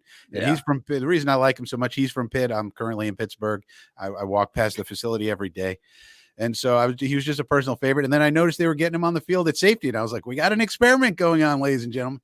And then finally they started starting him at safety. And Albrecht said, yeah, he's our starting safety now. So what did you think at the last 4 games or so when he was playing safety? How do you think he did? Yeah. I never really hold back my opinion. So you're just gonna get honesty from me. Yeah, go ahead. I like Pinnock coming out of Pitt just because of his physical profile. And he was really interesting because he either stayed square and jammed the crap out of a guy and would just completely crowd the route. And they had no chance in the route break to create separation. But then he would have another play of him getting absolutely toasted. So it was interesting. And I like him more of as a developmental corner. Now he has a body and a frame for a safety. He hits hard and all that stuff. But again, this is broadcast versus film. And I hate bringing that up like sound like arrogant or stupid or whatever. But the problem with the 2 plays he made that were those big plays, was that the Bucks game, the Dolphins game, right? That he made those 2 plays. He was so late on those plays. No, it was the Jaguars game. Now thinking about it, he was very, very, very late on those plays. But the fact that Trevor Lawrence was also late on those plays, I think one, he was just late. One, he threw it was like a lollipop because of the pass rush, and he kind of was throwing off his back foot. He got there, but it was so late that a good quarterback with a clean pocket who was reading his progressions well would have absolutely toasted him. He's way too conservative. Both those plays, I highlight them on the stream I did, or I could actually send you guys the clips if you really want to see it. He opens up his hips and is playing routes terribly as a deep safety. So I'm not very faithful. Now, could it develop? Sure. But if I could show you those plays, I would. It's hard to talk about off the top of my head, but I remember one situation where it was a cover 4, and I think and typically in a cover 4 and a quarters, he's reading the 2. And if the 2 stays short, they bracket the 1 because that's not his read anymore. Now it's the 1 if the 2 stays short. Typically within 10 to 12 yards. If it's under that, you were going to bracket that 1. He was bracketing the 1, and Bryce Hall was playing it as such, like he should, playing heavy outside because he has help inside. But Pinnock opened up way too early, gave him like 10 yards of cushion underneath, and the guy just went right underneath him, had a wide open range to catch the ball. Lawrence was super late on the ball. So then people on broadcast see, okay, the ball is getting there. Pinnock makes a big hit, forces the ball out. Okay, great. The result is good. But the problem was the process was terrible. That if it's a good throw, he would have got burnt. So, I'm not going to hold back. It was not good. The safety experiment. The last game, I didn't really see anything glaring, but the couple of games he played, and that's not even including the Texans game, when he slipped on the goal line and missed a tackle for a touchdown. So, I would hold back the Pinnock, hope at safety right now. Well, that's okay. I'm rooting for the kid. Let me be clear. I don't think he's going to be good. I'm rooting for him. I also think he's a smart kid, and I just like him as a person. Mm-hmm. He also liked a tweet of mine, so I'm just saying we're best friends. Oh, there now. It is. And there it is. That means we're best friends forever. So the thing I'll always get to is like, and people will be like, "Oh, you hate him. He can never develop." I'm not saying that. I'm just saying what I've seen so far. He can develop, sure. Yeah. And that's why I asked you because a lot of times the broadcast, and I don't know if it annoys you as much as it does me, the broadcasters are the worst. these broadcasters never tell you anything. They don't tell you if we're in 11, if we're in 12, if we're in 21. They don't tell you if we have 3 linebackers on the field, 2, 1. They don't tell you anything, what coverage we're in. They tell you nothing. It's amazing when you start looking at the game a little bit more closely, how much they don't tell you about the game that they're supposed to be experts at knowing about. Yeah, and how wrong they are too. That's why you like when you watch guys like what's his name, Greg Olson, I think is decent, and then Romo. Olson's They have okay. some good insight. Romo, Yeah. Romo's good, man. Romo's good. There's He a few, but can the ones who broadcast our games are the worst. We got a kicker, Feely. We get James Lofton, and James Lofton is a Hall of Fame wide receiver. You think he'd know what's going on? James, can you tell us what coverage we're in, please? Yeah, one time. I think in general with like broadcasters too, just because you played wide receiver in the NFL doesn't necessarily know what defensive fronts are or O-line plays or quarterback play. Like I think, and even with guys on SNY or whoever it may be, Doozable, like yeah, they play D-line, but why do they have to know about receivers? Like I think people give them a little bit too much respect at times. And I think a lot of those guys, like just watching and me like watching, you know, obviously their film's the thing I do. I'll hear them just be like outright wrong about something. And I think a lot of those guys are resting on their laurels. Like, oh, I played in the NFL, people are going to trust me. And 99% of people don't watch enough to know that they're wrong. But then you have the 1% of people who watch and like, dude, this guy couldn't be any more wrong. Like opinion based, like glaringly obvious mistakes that they are saying are 100% correct. And you know, they're not right. And it's because whether it be lazy, resting on laurels, whatever it is, but yeah, it definitely annoys me just as much as it does you. Yeah, it's good, right? And like you said, Frankie, it's kind of like what Salah said this year about the bye weeks. You know, they're like, oh, what do you think about the early bye week? He's like, well, you know, they reserve the late bye weeks for teams that are actually going to do something. That's not us. Same thing goes with the broadcasters. Like, it's the Jets versus the Jaguars. What was that guy, Bill, we saw cleaning the toilets? Hey, come on out here and do the broadcast for us. That's how it goes. And we know that. I do like Romo, though. He's had a good ability to kind of tell you what he sees. And he said, now, look, this is what's going to happen. And he's right, because of what he's looking at when they set up. I think that's the kind of stuff I'm interested in. If the larger portion of NFL fans really give a shit. Honestly, I'm not sure they do or don't. I know a lot of our listeners and viewers do, but a lot of the fans, they wouldn't know what they're talking about anyway. So I think they probably just, you know, appeal to that. So I'm being asked a couple times in here, Joe, really curious as to your opinion here. This one's by New York Sports MC. They want to know, what are your real thoughts about drafting Hamilton? Obviously, we've had some less than stellar results drafting safeties in the first round, Calvin Pryor, and I think it was 2014, and then the Jamal Adams, which, you know, look, it did work out. We're getting AVT. We're getting another first-round pick this year, so it worked. But as far as the value of safety in the first round, being able to have the impact on a team like we're developing, a lot of people are concerned that it's just not where to put your resources. And you have a lot of people very, very supportive. What are your thoughts about drafting Kyle Hamilton in the first round? Again, this is a thing we're going to talk about for 3 months. And 50% of the chat's going to like me on this one, and 50% is going to hate me. It just is what it is with this conversation. It's not as like hot as the Darnold and trade down and all that stuff, but people are gonna hate either way of where you are on the Kyle Hamilton thing. And just in terms of like the safety importance and all that stuff, I want somebody to tell me why. Like, why is the safety in cover 2 not important? Why is the safety in cover 3 not important? Cover 4, cover 5, cover 6, cover 7, all their roles are important. Now, if you're playing a box safety and he's only a box safety and he's only playing in 3 and he's playing a curl to flat, okay, I get it.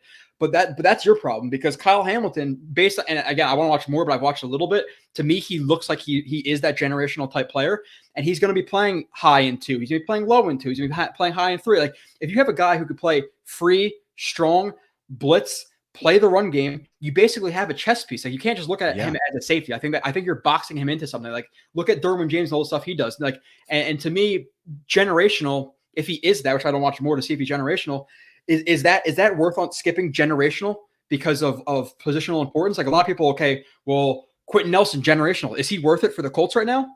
I would say so. He's the best offensive lineman in the league. So I think people value the position almost too much. Like a generational player, no matter the position, center, guard, safety, linebacker, they make massive impacts. You know, if Fred Warner was drafted again, we know what he was going to be. Would he be a top 5 pick right now? Hell yes, he would be a top 5 pick. So if you can tell me that Kyle Hamilton is going to make an impact in all phases of the game, and is a freak of nature, a good guy, and is the best safety we've seen in probably 2 decades. Like I compare him, like when I see him, and they're a little bit different, but like imagine a healthy Derwin James. Like Derwin James had some questions coming out of college, but he was really highly touted. He just dropped a little bit, I think, into the mid-teens because of health. Like imagine a Jamal Adams who can cover. Like that's what we're talking about here. And you could argue, and I don't think people will agree with this, and people are pretty biased on Jamal Adams now, and we all hate him, and I do too. But like if Jamal Adams is coming out again and Jamal Adams could cover, would you draft him at 4? Like we were all talking about him being in the Hall of Fame when he was here. So if you can tell me that that's what he's going to be, am I gonna risk reaching on an Evan Neal? Like if Kyle Hamilton's an A+ at safety, am I going to reach on an Evan Neal who might be a B+, or a Carl Loftus might be a B+ to skip on a safety because they don't matter? When safeties, they matter. Like especially a safety who could play linebacker, who could play edge defender, who could play high, who could play low, who could match up on tight ends. Like, so if he's there at 4, people are saying he's the best player in the draft. You're going to skip on him because positions don't matter. Again, then explain to me why Quentin Nelson, would you take Quentin Nelson now? Like, would you take Derwin James healthy? I think so. So if you watch him and you think he's generational, then take him. I hate the whole positional importance thing, because now you reach on Carl Loftus, who is a decent starting edge. Is he to make as big of an impact as Derwin James does when he's healthy for the Chargers? I don't think so. So right. Well, it's interesting too. Hold on, Frankie. I'm sorry, Frankie. Let me just, on that note, it's interesting. A lot of people are saying like the impact that Hamilton might have is similar to what Ed Reed did for the Ravens. Like, nobody undervalues what Ed Reed did. Now, interestingly, that year that Ed Reed came out, we took Brian Thomas 2 picks before Ed Reed, which he was a nice player, right? He stayed here a long time. He was solid, but he wasn't Ed Reed. Now, the reason that we went with Brian Thomas, we needed a safety that year, and there was lots of chatter about Ed Reed. But we decided we're going to take Brian Thomas because there's another safety that we love in the second round. And we did take a safety in the second round. His name was John McGraw. Now, people are going to go, who? Now, I remember John McGraw. I liked him. I wanted him to be great, the whole thing. Don't forget, I'm old as shit. So I remember John McGraw, that kid. You know what I mean? So, but we took him at pick 57. He was with us for 3 years and gave us 1 total interception. He had a 9-year career, had 10 total interceptions. And obviously Ed Reed, 64 interceptions, 9-time All-Pro, 5-time first team All-Pro, all that Hall of Fame. So there is a difference. When you looked at Ed Reed and you looked at John McGraw, there were people saying, the drop-off isn't that. It's not so significant that you got to use your first-round pick. I liken this situation similar to that one. Maybe not the same. It's never the same, right? But it's similar when there's a lot of safeties in this class. People are saying, just get Jordan Battle or just get signed in the 2nd or 3rd round. And it's like, I don't know. But anyway, I like how you said that, Joe. If he might not be generational and our team might not think that. But if you do see that, you don't pass that for the 3rd best edge rusher who might be fine, B+ player, like you said. I think that's a really great way. And I'm pretty sure if Kyle Pitts has come out in this draft, we'd be happy with drafting him at 4. Like he's a generational type tight end, but we can't draft tight ends. Like our tight ends not important, guards aren't important, safeties aren't important. I think if you have a generational player, a blue chip player at any position, they're going to make a massive impact. And again, while Jamal Adams ended up being a bust of a pick here, just because of it turned into great things. But we thought he was generational, or not as generational as Hamilton, but we thought he was great when he was here. How much of an impact did Jamal Adams make on the team, like on the game? Like he single-handedly won us that Giants game. He single-handedly won us a bunch of different games. So if you have a Jamal Adams who can cover, play him at linebacker, play him at edge, play him at deep safety, play him at intermediate, like. If you can do all that stuff and he is generational, then I'm fine with grabbing him instead of reaching on another position. And people like the Ed Reed thing, like wasn't Ed Reed drafted in the late teens, early 20s? So like people say generational. 27. But I don't know a safety. I can't think of a safety in the last 2 decades who was as highly touted as Kyle Hamilton. Like people are saying he's the best player in the draft. Even better than Thibodeau. I'm talking about just positional, just by his position. He's the best player in the draft. So, you can get a solid to decent safety in the 2nd round. Yeah, but he's not generational. It's not Kyle Hamilton, which again, I want to watch more for myself to see if I truly label him as that. But if he's being hyped up and he meets expectations to what he's supposed to be, then I'm okay with taking him over whoever else. Again, why was Kyle Pitts drafted there? Why is Quentin Nelson drafted there? They're all making massive impacts for their team. So the whole positional importance thing, it does have somewhat of an effect on people, but people act like you have to draft a D end or a corner, which is true. Like you rather, because those are harder to find. But at the same time, if one's generational, one's not, give me the generational player. Totally, especially when we need them. Don't forget our safety situation is, I would call it dire. We have not one starting safety on the team right now. We got Elijah Riley, and he's a free agent. So we gotta, we have quite the hole. So it's also at a position of need. I can't remember the last time I heard of a safety being called the best overall player in the draft, and that is happening out there. All right, Frankie, you're up, buddy. Well, I was just going to say, like, it does depend on the difference. It's sort of like Joe kind of went this way. It's like if the difference between Kyle Hamilton and Daxton Hill, let's say you have Daxton Hill too, and the difference between those two is like the difference between lightning and a lightning bug. Well, you got to take Hamilton because, the difference between Karlaftis and Jermaine Johnson may be pretty close. You may have those guys pretty close, you may have Karlaftis higher, but it's not a huge difference like Hamilton. And, Daxton Hill is like a junior version of Kyle Hamilton, like maybe not even the same. But so it really just depends on how you group people. And a lot of times people get caught up on just one guy and say, this guy's a beast, that guy's a beast.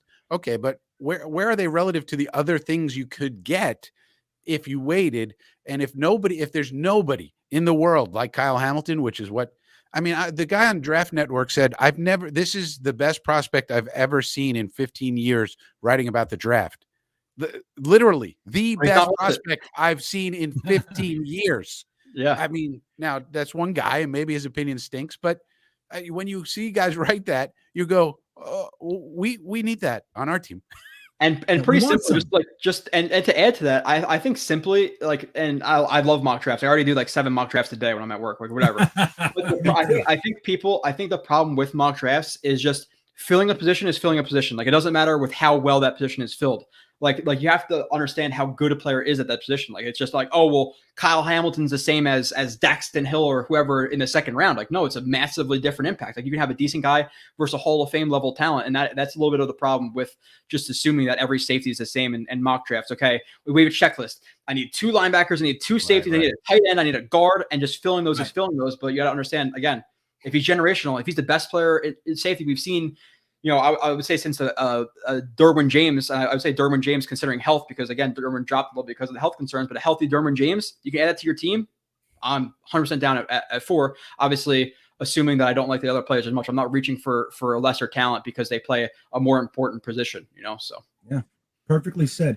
And we got a super chat from Garkus. It's in the same subject line here, but he wants to ask you, even though it doesn't seem sexy, we constantly get abused by tight ends. Will getting a guy like Hamilton fix that in your view, Joe?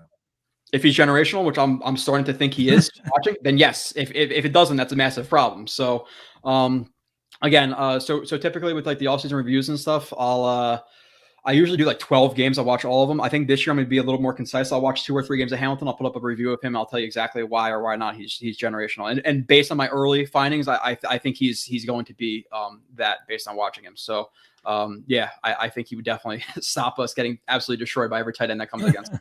And Garkus, think about it this way too. What does he allow you to do?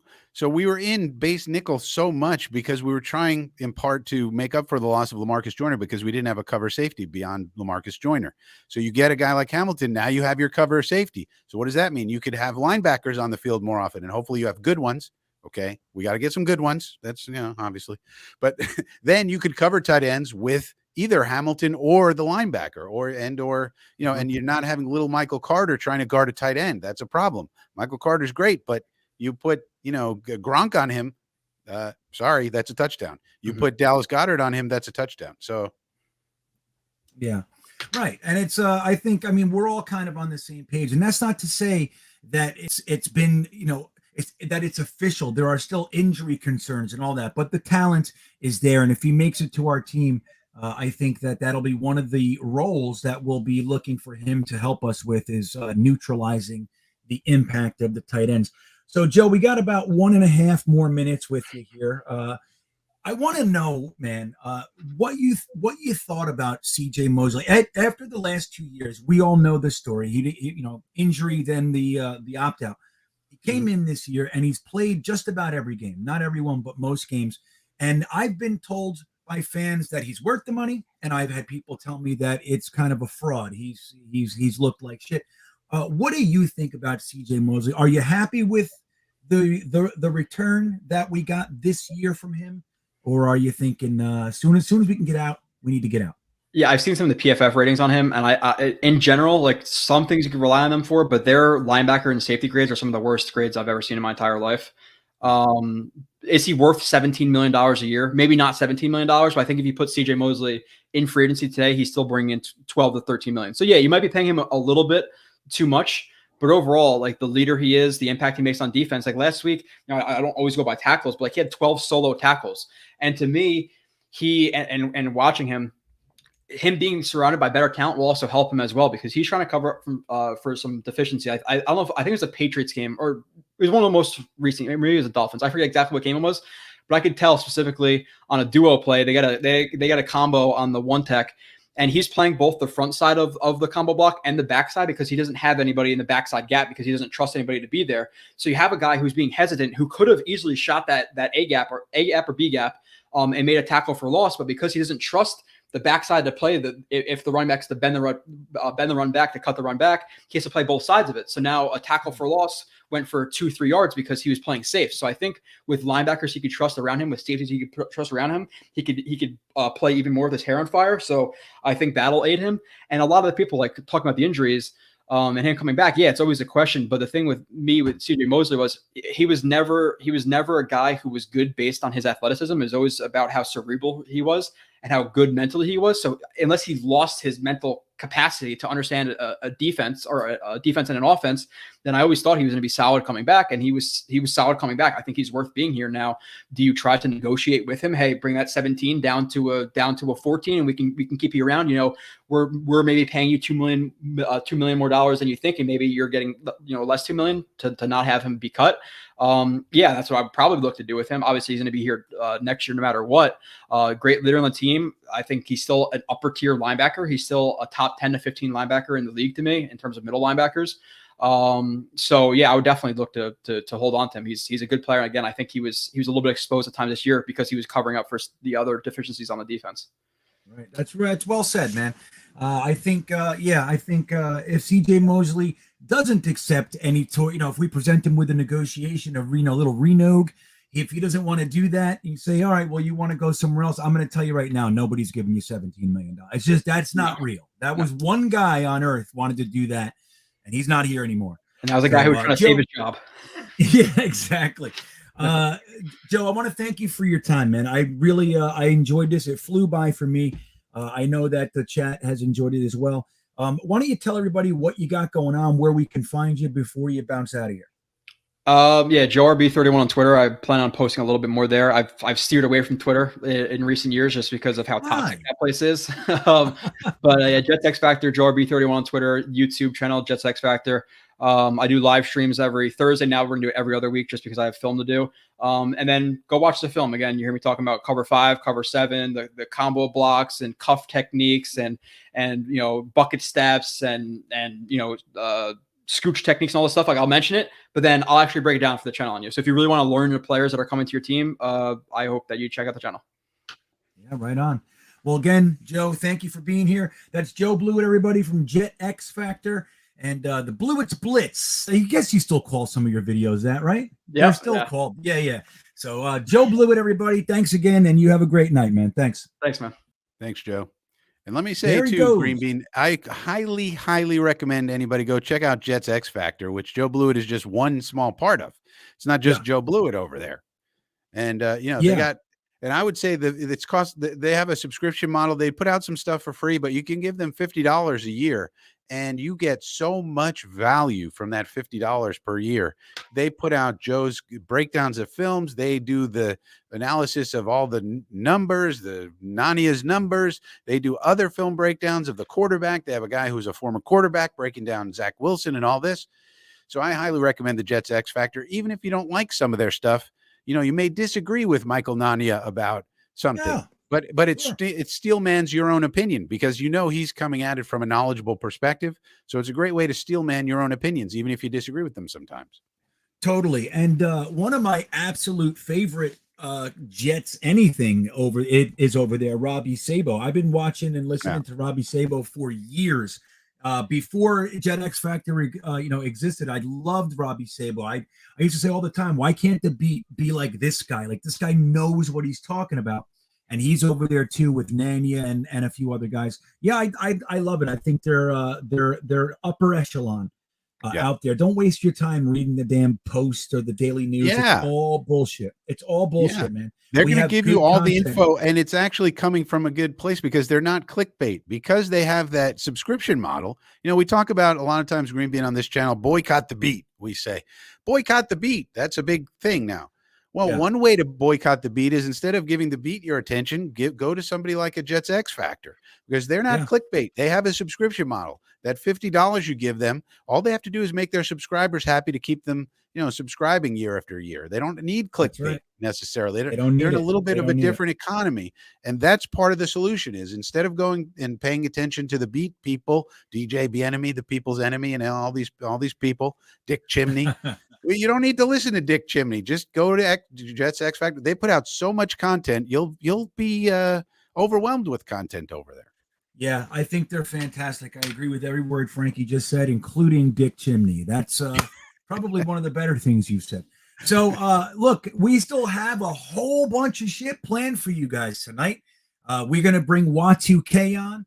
He's got some goodies for you. We also have the trivia that, and believe it or not, he stumped us last week. I don't know how he did it. I didn't think for a second he was going to be able to, but he did. So we're going to bring Watu on in a little bit.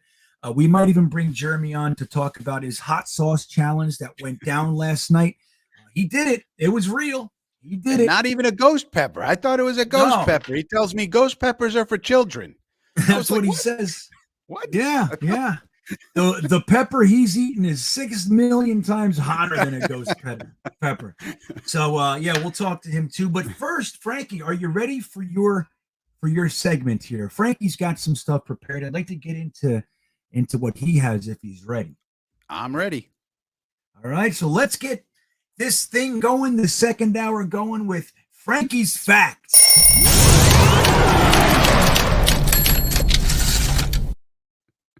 That is the best, man. That's the best. I like that more every time I see it, Frankie. So what do you got for us today, buddy? Well, I thought I would talk about some culture stuff. So we were worried about culture at the beginning of the year, and every time that a team brings in a new coach and coaching staff, they have a new culture. Like in Jacksonville, they had a coach named Urban Meyer, and his thing was +2. Did you know that, GreenBean? That was his thing. Like all gas, no brake. That's our thing. Well, his thing was +2. Do you know what that means? I don't. Well, it means that whatever you're doing, you just +2. And he got this from academia. And I know this because I work in academia. And all through academia, there's a thing now called +1. And it's like, okay, we're going to have service excellence +1. We're going to have, customer service excellence +1. And so Urban Meyer, being the genius he is, he said, okay, I'm gonna take +1 and make it even better. It's gonna be +2. And that I'll show you. I'll show you. And that's what was all over their facility. They had +2 everywhere.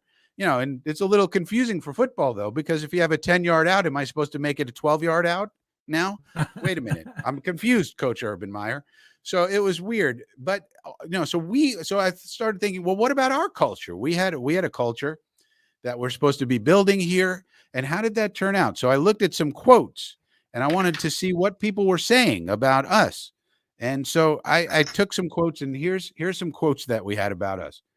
Quote, when Saleh was going through the cycle, I asked him which job appealed to him most. He said, very enthusiastically, that it was the Jets. That was Coach Mike Laflore. You remember that at the beginning of the year? Yeah. Quote, I ride with 2. You know who said that? Braxton Berrios said that when on that 4th and 2 play, they asked him about it. They tried to get him with clickety-clickbait. He said, I ride with 2, meaning Zach Wilson. The players call themselves by their number sometimes. Quote, I've enjoyed my time here. I love it here. Foley Fadukasi. I love it here, he said. And he's a free agent. He might leave, but he said, I love it here, Foley said. Quote, Zach was awesome. He was texting my phone nonstop during the game. His girlfriend was going crazy on the phone with my wife during the game. Nothing but supportive. Mike Evan White on Zach Wilson's reaction to the Bengals game. That tells you something about the culture, doesn't it? Quote, my time here has been amazing. You hear the chatter in your ear about how bad the Jets organization is and things like that. That hasn't been my experience since I've been here. This organization has been amazing, from the custodians downstairs to everything about it. Everybody's working for one thing, and that's to be great. Showcase everything you can every Sunday. Put the best 53 guys in the field, 11 on each side, 11 on special teams, and go and try to play winning football. Morgan Moses. That's a guy who's been around a few places. That's what he had to say. Quote, I love Coach Ulbrich. He does it for the right reasons, not for the money, but to help shape young men's lives. Bryce Hall. Hey, that's a nice quote. He does it for the right reasons.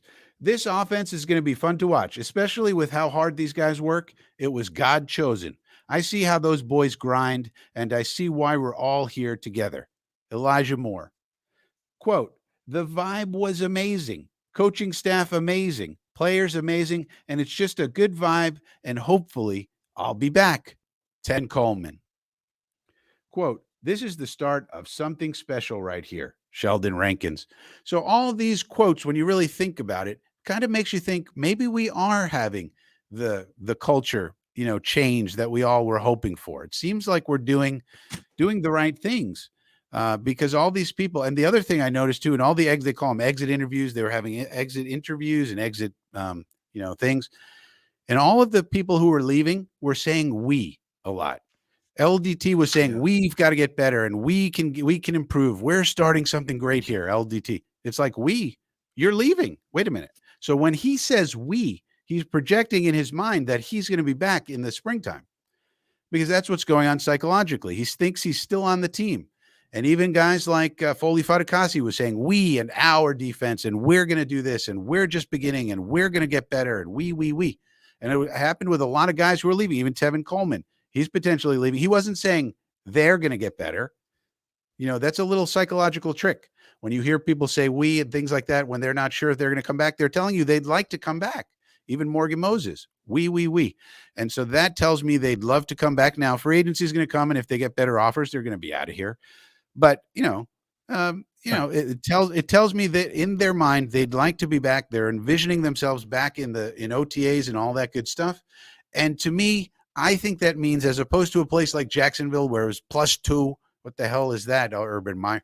No one, that was sort of a fake thing.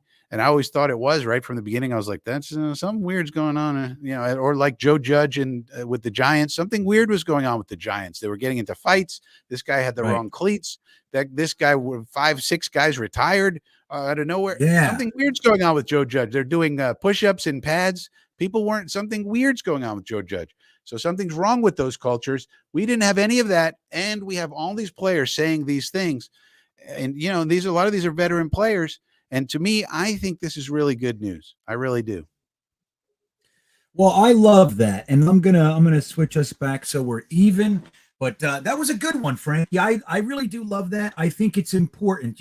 We can get caught in a lot of the haze, the fog. Just like Morgan Moses said, you hear all this chatter in your ear. There is a reputation. Now, in fairness, a lot of that was founded. We were kind of, we were looking both ways for a long time. We had no idea which way we were going. We had no idea what was coming at us for a nice chunk of time there. But the truth is since Joe Douglas came here, he got rid of the personnel department leaks. Remember that? He just up and fired 2 guys. They were known as the leaks to the media. He got rid of them. He gutted the medical department. He brought in legitimate, well-known personnel guys. So it's an entirely different thing. Now, it takes time and all that, but the culture change. Now, I just put out a video about Bryce Hall today. They did kind of his end of the season, I guess you can call it an exit interview. And he, they were trying to bait him. I mean, the way I put it was, he was baited by the beat, and he did a great job with it. Rich Cimini twice tried to get him to say something that could be used as some sort of negative, and he slammed it out of the park. And what he said at the end was, hey, man, if you've ever, anybody who's ever accomplished anything great, you don't look at the way something is now. You look at the big picture. And if you're hungry to be a part of something, to help something truly be great, this is the best opportunity out there right now. And that's how they view it. Like they're not. Look at all the adversity we had, Frankie. Everything from Salah's contractor to everybody saying Zach Wilson is this, that, or the other thing. We have drop passes, sacks, the O-line, GVR, injuries. I mean, it went on and on and on. And there was never one whiff of a fracture in this team. And quite the opposite, actually. They were always together. They were always with each other. That is not our experience. So I think those quotes really support something that's actually real. Now, look, it all does boil down to wins, and we haven't done much of that lately, but I feel like you can see the difference. And that was a really good one, Frankie. I appreciate you bringing all that forward, because as we end the season, it's nice to be reminded, hey, this wasn't completely for nothing. Like the last year with Adam Gase, that year was for nothing. It was a waste of time. The only thing we got out of it was the second overall pick. And that's about it. Joe Douglas was already here. It was a waste of our time. Frank Gore and everybody else. And this year's not that. You agree? Yeah, I mean, it's like they said on The Wire, GreenBean. We're building something here, detective, and all the pieces matter. They matter. It matters. The nutritionist matters. Dr. DeWeese matters. The playing field matters. All the pieces matter. And that's why, it's a little disappointing to hear Joe Blewett say, okay, Jason Pinnock, not so good so far, because I was thinking maybe he could be a piece. Maybe he's a backup safety. And, unless he improves, maybe it's not. But a guy like Jason Pinnock could be a piece. He matters. Ashton Davis, can he get better? Because he wasn't good this year, but he played, he was healthy. But can he actually improve? Who knows? But it matters if he improves. All the pieces matter. Everything matters. And we have our coaching staff in place. You notice too, nobody's interviewing our coaches right now. And in a way you could say, well, wait a minute. That means your coaches stink. Nobody wants to interview them for their head coaching jobs and stuff. But people tend to go after the guys who are on winning organizations. They want to bring winners in, and we're not that just yet. So I think it's actually a good situation. We know we have good coaches. Tony Oden's a good coach. Okay. Marquand Manuel, a good coach. LaFleur's a good coach. We got the quarterback coach. We got the Kavanaugh. You could say maybe Mike Rutenberg isn't a good coach, but I don't know. I saw Mike Gutenberg on the sideline a few times in some of the One Jets Drive footage. He's coaching his butt off. He's got nobody to coach. What are you going to coach when it's Quincy Williams and Elijah? In the last game, they had Elijah Riley playing the box. This is a guy who was on a practice squad, and he's starting for us, and now he's starting at safety, and we're bringing him in the box like he's a weak side linebacker. It's like, well, what is he going to coach? He got nothing to coach. It's not there. He's like, go out there and listen, they're going to hand the ball to somebody. Do me a favor. Can you tackle that freaking guy for me? Can you just get in the right? Can we get in the right run fit? Can we get in the right gap? Gerard Davis, can you figure out what gap you should be in, please? Right. Well, hey, look, this is kind of important, man. I wanted to bring this up. Joe Douglas is actually in the chat himself, Frankie, and he says, Mr. GreenBean, he's glad to see me this year. Well, look, we appreciate you being here, Joe Douglas. Mr. Douglas, I think you should be busy with something else. Oh, he deserves a day off today. This is him and Phil Savage got his coaches down there at the Senior Bowl. They're just bracing for that. They're like, we're going to go down there. We're going to nuzzle up and snuggle up to all these nice seniors, the Trey McBrides, the Kolars, all these guys. They're going to come out of there going, that's our guy. That's our guy. That's our guy. This is an amazing opportunity for deep, intimate intel, man. So I'm proud of Joe Douglas. I'm proud of Phil Savage. People, they underestimate the impact of bringing somebody on like Phil Savage. He worked for Ozzie Newsome for 20 years, ran the Cleveland Browns for a couple of years, ran the Senior Bowl. This is a wealth of legitimate professional level information. And that we didn't have. I mean, dude, we had Mike McCagden, who was afraid to let his scouts talk to the coaches. He didn't allow that. I mean, think about this too. The two groups that they want down there, the Lions and the Jets, Dan Campbell and Robert Saleh are exactly the kind of guys you want coaching these young, seniors. You don't want Adam Gase there. What's Adam Gase going to do? He's going to ruin them.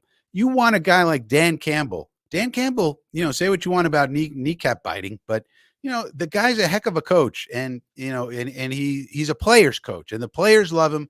Think about the Lions. They didn't win too many games, but they fought their butts off every single game. They were in games all the time, and that's the way it goes. And, Rusty says LaBooth is not good, Laflore. Frankie, I don't know what this means. Is good, not Laflore. Oh, when LaBooth Not went to Laflore. I got you. Yeah. They are different people. I'm not sure if you were aware. One was, as Gitmo Bob likes to say, one is LaFraud and one is LaBooth. They are different people. That's what I thought Rusty was saying.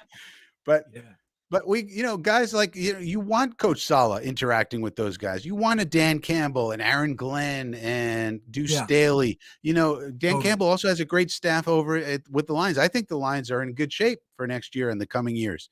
They didn't win a lot of games this year, but they fought. And that's what you want with a team with no talent. I mean, they had no wide receivers there until they found Amon-Ra, the sun god. They found him a little late in the season. They started throwing to him, and they said, hey, this guy's pretty good. But until then, they had no wide receivers. They had Jared Goff. Okay, some you might like him or not. But they fought, and they fought, and they fought. And so did we. And that's the type of staff you want down there. And that's the type of staff we got. When somebody's choosing something, they might choose us because of the type of people we got. And that's really, great. That's a really great thing for our organization. Right. And it's different. That's the whole thing. It's not what we've been used to. And it's about time. I mean, we deserve this. And I know it's tough, man. We've been patient for a long time, and it's hard not to just, meld them all together into the same slapdick organization. But the truth is, it's not. It's not. And this is going to take some time. So Joe Douglas lets us know that, don't worry, he has some surprises. Sit back and enjoy. We're going to do just that, Joe. We're going to do just that. But listen, Frankie, I want to bring Y2K on. The truth is, I forget what we even talked about, Y2K. In my brain right now, I have no idea what you're going to do. I remember I liked it. So there's that. So let's say hello to our boy Y2K. He's hiding in the back. Are you ready, bud? You're good? All right, here he comes. You know him, you love him. He's been in the chat all night. Let's say hello to Y2K99. Look at him flying around like a jet. He's got the Zach Wilson shirt on, the Wall Street Wilson. Oh, yes, I do. Ryan special. Yeah, very nice. It was Ryan special. It was the shirt I was wearing during that first win against Tennessee, and I figured it brought some luck. Week after that, not so much. But for 1 week, it worked. Hey, man, that's the thing. Shirts, look, it's hard to get a full season of luck out of one shirt. 1 week, and then, 2 weeks, now you got a lucky shirt. You know what I mean? So that's good. So Y2K, and this partially is because of my age. It's partially because of my many, many, many years of incredibly intense drug use. But what is it that we're talking about tonight? I know you have some good stuff for the chat. So why don't you just get started? I can't even pretend to know what it is. So here he is, Y2K, everybody. So earlier when you reached out to me, GreenBean, you were asking me for some positional rankings for the end of the season. Well, here's what I'm drinking. This is by the way, this is a Bitter Valentine double IPA. For any of us single guys, we got a pissed off Cupid right here. Kind of sums up the Jet Bachelor life right here. So fantastic beer here in Virginia. Nice. All right. So with that out of the way, so I decided to look at a few rankings and see what I could find.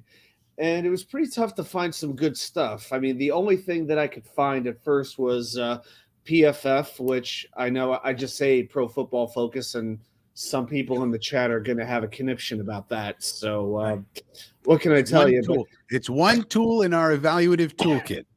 That's right. As I always say, there's no perfect evaluation tool. Right. That's the bottom line. But the one thing they did rank was the offensive line.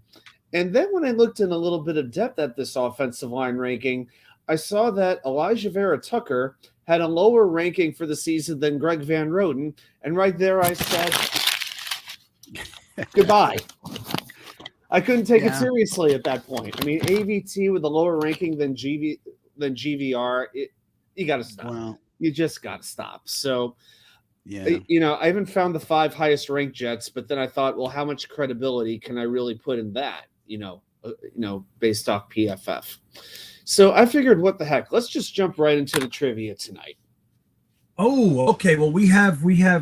Give us 10 more minutes, then. You can hang out. We'll bring up some stuff from the chat, but I understand what you're saying. See, look, I will say this: we had a good idea there. That was a good idea, Y2K. We were on to something. We were with positional rankings, where the Jets landed at the end of the year. But it is interesting when you see, like Joe Blewett brought it up before, when he looks at C.J. Mosley's PFF rankings, it's really hard to justify what their numbers say when you know what you're seeing on the field and his importance and all that sort of stuff.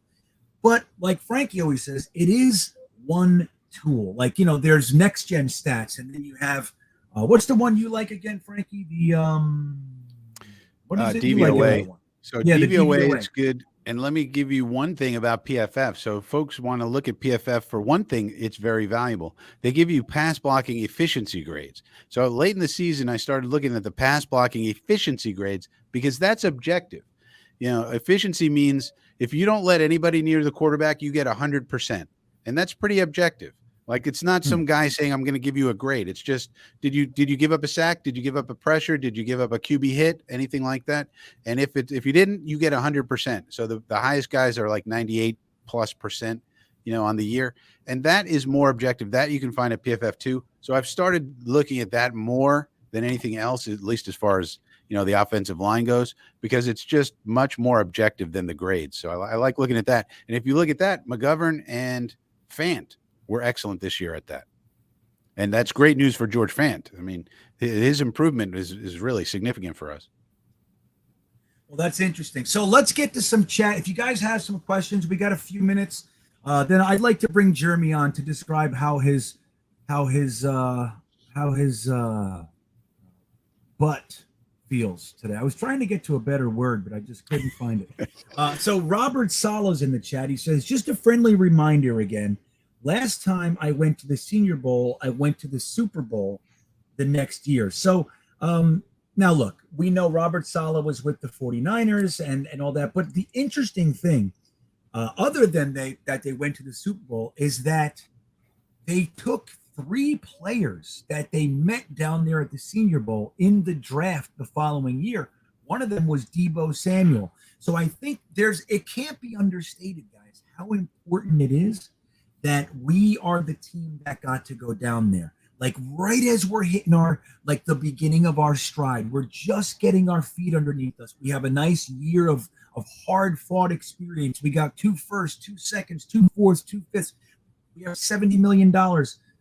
And now we're going to the Senior Bowl to get this intel. I can't overstate it, how important this really is. And I think if you had to put a guess on it, guys, how many players do you think that we will actually draft that will meet in the Senior Bowl? Y2K, why don't you go first? I couldn't hear the question. How many players are we going to draft that what now? Yeah, if you had to take a guess, how many players that we meet and spend time with down at the Senior Bowl do you think that we're going to hand their name in on draft night? Well, if we have 9, I think we have 9 picks, as I recall. And I do expect a little bit of wheeling and dealing here. I really think this is going to be a tool that they are going to rely on. I think this is something we're not used to.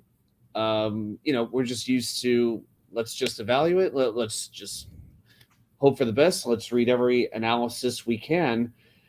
But I think this time the Jets are going to be able to do a level of analysis and that hands-on getting to know you situation that we haven't been able to do in a long time. I think it's going to make a big, big difference. I would probably say if they pick 9, I think they're going to go with a lot of leadership. We know Joe Douglas loves his captains. I'm sure there'll be a couple of senior captains that are going to be drafted again this year. I could see of those 9 picks, I could see a good 5, maybe about 5 of them coming from the Senior Bowl. There's a few seniors who won't be there. But I think this is going to be a very big tool. I'm really excited about it. Well, Terry Monroe has something good in the chat too. He says the nice thing is we can get an inside track on undrafted players that might fit the system, and I think that's kind of the key right there. There's going to be people who are edge who we might have more insight on, and they're going to have insight to us. So some of these undrafted players, you have to bid to get them. Remember, Isaiah Dunn, we gave a lot of money. Kenny Yeboah, we gave a lot of money to. And that meant that there's a lot of teams trying to vie for their services. They may really like the way our staff coach them up and, say, hey, I really like that Saleh guy. Hey, I really like Laflore. I really like Albrecht. I really like Coach Odin. He really knows what he's doing. I want to go, with them rather, if all things being equal, I want to go with them rather than somebody else. So I think it's that kind of thing that really is, exciting too. Those roster fringe guys really do make a difference sometimes. I mean, it's a game of attrition, as we know. And Frankie, another that thing is so good. That is such a big one. I didn't even think of that, man. I can't believe I didn't. But think about that, guys. All the guys like that. So they got 20 NFL teams calling them right after the draft is completed, and we are the one NFL coach that got to sit there and coach with them. They're gonna go, you know what? And we have good coaches for this time. People want to play for Saleh. Saleh in particular. People love Saleh. He's a people. You guys saw it all year. They love Saleh. He's a player's coach. Yeah, I want to go play for that guy. I don't want to go play for Joe Judge. Who wants to play for Joe Judge? I'm going to go play for Urban Meyer. No, I want to go play for Saleh. Yeah, we're going to do push-ups and pads. I don't think so.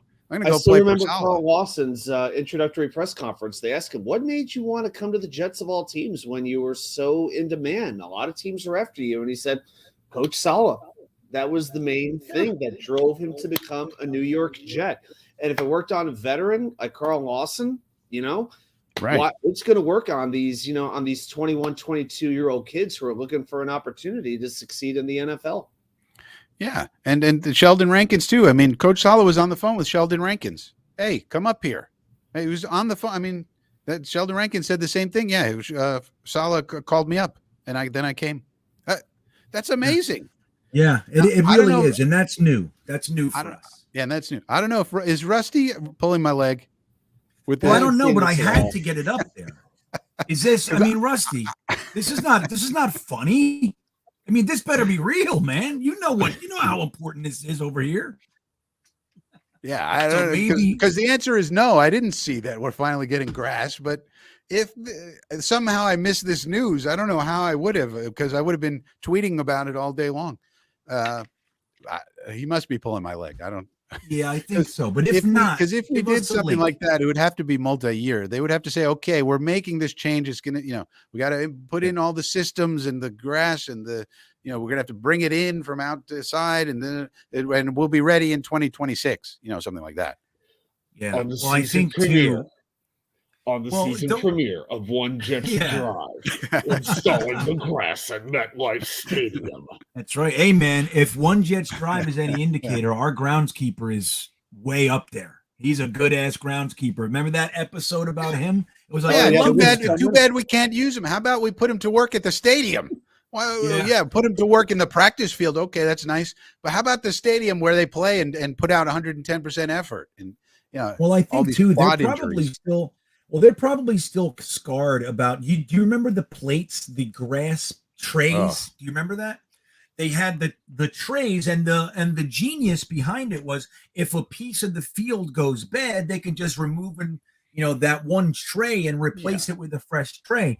But it became so cumbersome and so expensive, and then the actual material itself, they learned that this grass gets torn up much quicker than regular grass. These trays don't have the same resiliency, let's say. So it ended up being a complete shit show. So I think the Johnsons like, no, I don't think that's happening. We're going to stay with the rubber balls. That's been one price. And we bought it once every year. We buy 3 bags of rubber balls. They sprinkle it on there and it's good. $8.50 a bag. You know what I mean? So, but I think that'll be interesting. So here's a question from Submission 72, and I see that there's a little bit of a convo going on in there in the chat about this. So, are we keeping McGovern next year? Now he's under contract, but Frankie, what do you think? I mean, what are your feelings on McGovern? Should we keep him? Should we be looking to replace him, move him out of the center position to guard? What do you got for McGovern? Well, by all measures, he's a top 10 center. Even if you look at pass blocking efficiency, and like I said, pass blocking efficiency is objective. It's not subjective. It's how many times did you let a guy come in and come close to our quarterback? And he was above 98% in pass blocking efficiency. So he's a top 10 center. Why would we not keep him? Now, I would try to lower his number for next year. I would extend him out. He's only 28, 29 years old.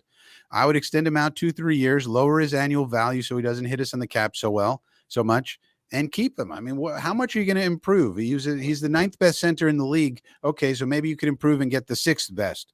How much improvement is there from 9 to 6? I mean, so we have so many places that we need to improve and spend our money and our draft picks and everything. We have a lot of places to improve. Center, we got a good one. Why not keep him? That's my thoughts. Yeah, I feel similarly. Y2K, what do you got? You got another take on McGovern? Yeah, nothing too different. I thought he started really slow, but I feel like he got better and better, especially as ABT got better over the course of the season and Greg Van Roten was pushed out of the starting lineup. I feel as though he became quite reliable. Now, is he a Nick Mangold? Is he a Kevin Mawai? Of course not. He is not on that level. If there's one area that Jets fans have been spoiled, it's that we have a lot of good centers. I don't think McGovern is ever going to go into the Ring of Honor, but is he a good, solid leader with a pretty stellar mustache? Yes, he is. So I'll keep him around. Yeah. Well, and I think it's an interesting thing. It's like, as much as I like Linderbaum, like as much as the next guy, I mean, really, who doesn't love a road grading type center that's also incredibly efficient in pass blocking and can pull to both sides of the fields, like a la Mawai? Who doesn't want that? But you got to remember, we have actual holes, like with no one there. And McGovern, even if he's top 15, like we have an above average center. So even though we might want to look to, support that and get somebody in there soon, we have immediate needs. And that's my whole concern with Linderbaum. Go ahead, wait till the second or third, get Lindstrom, Patterson, one of those guys. And I think you'll be happy with them grooming behind him. So we're running out of time here. That guy's back, the spammer. I'm going to block you, spam man. So let's bring Jeremy on. Then we're going to do some Jets trivia, everybody. Don't go away. Y2K, he literally stumped us last week. We had 90% of the answer. So I feel like he's going to come in with some old stuff again because he sees that's where to get us, Frankie. I think that's what we're ready for here. But let's say hello to Jeremy. I want him to let everybody know how he's feeling. He consumed an entire teaspoon of the last dab, the hottest pepper on the planet. He drank it, and then he did a mock draft in front of everybody. So, Jeremy, you don't look good. I've been watching you in the background here, and you don't look like yourself. Are you okay, man? What's going on over there? Well, he's muted too, so that's the problem. That's what it is. He lost his voice. It burned my voice. My vocal cords were totally burned out. It's the happiest day of my wife's life. How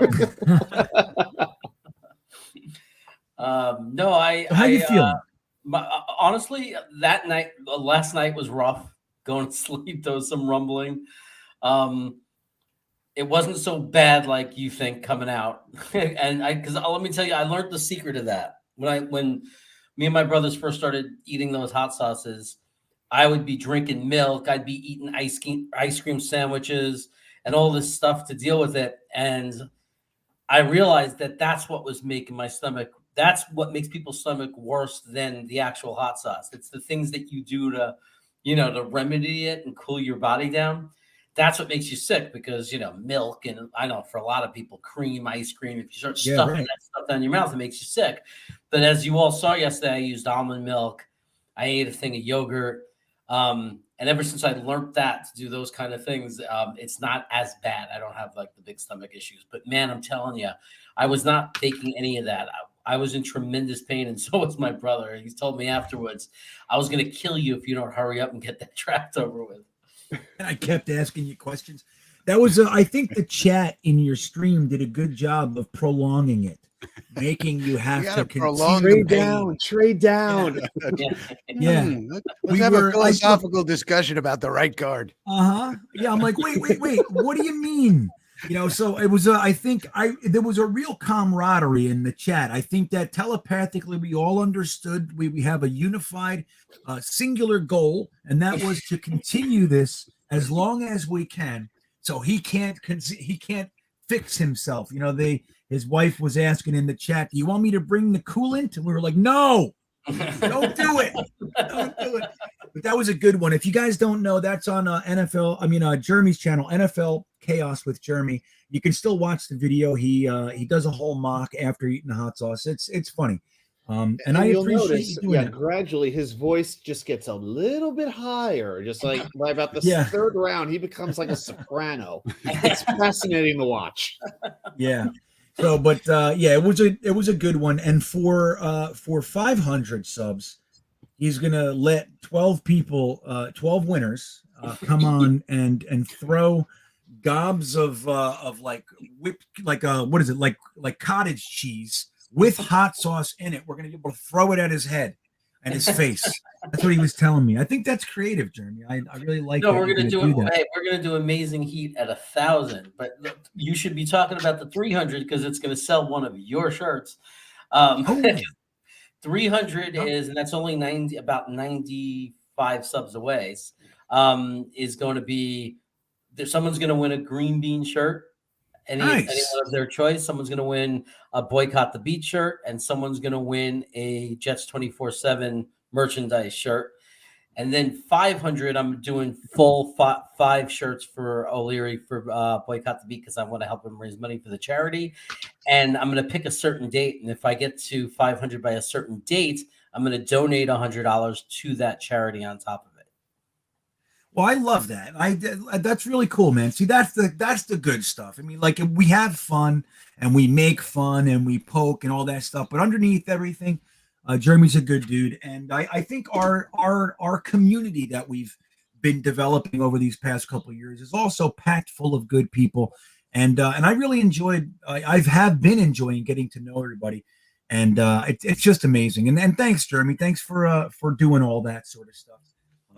It's appreciated. So let's wrap this one up. We're coming up against it here. I want to give Wat2K the opportunity to give us his trivia question. Now, guys in the chat, this is up to you. I'm going to ask the honor system. Don't look it up. Everybody's going to look it up and give you. If you do look it up, don't throw the answer in the chat right away. Let's give us an opportunity to try to see where our Jets knowledge settles on this one. Okay, guys. So we have a gentleman's agreement. Okay. So Wat2K, what do you got? Well, to me, for this week, there was no other way to go. I had to do a trivia question that related to the late great country Don Maynard, the best wide receiver in the history of the New York Jets. This is the first Thursday night show we have done since he passed away.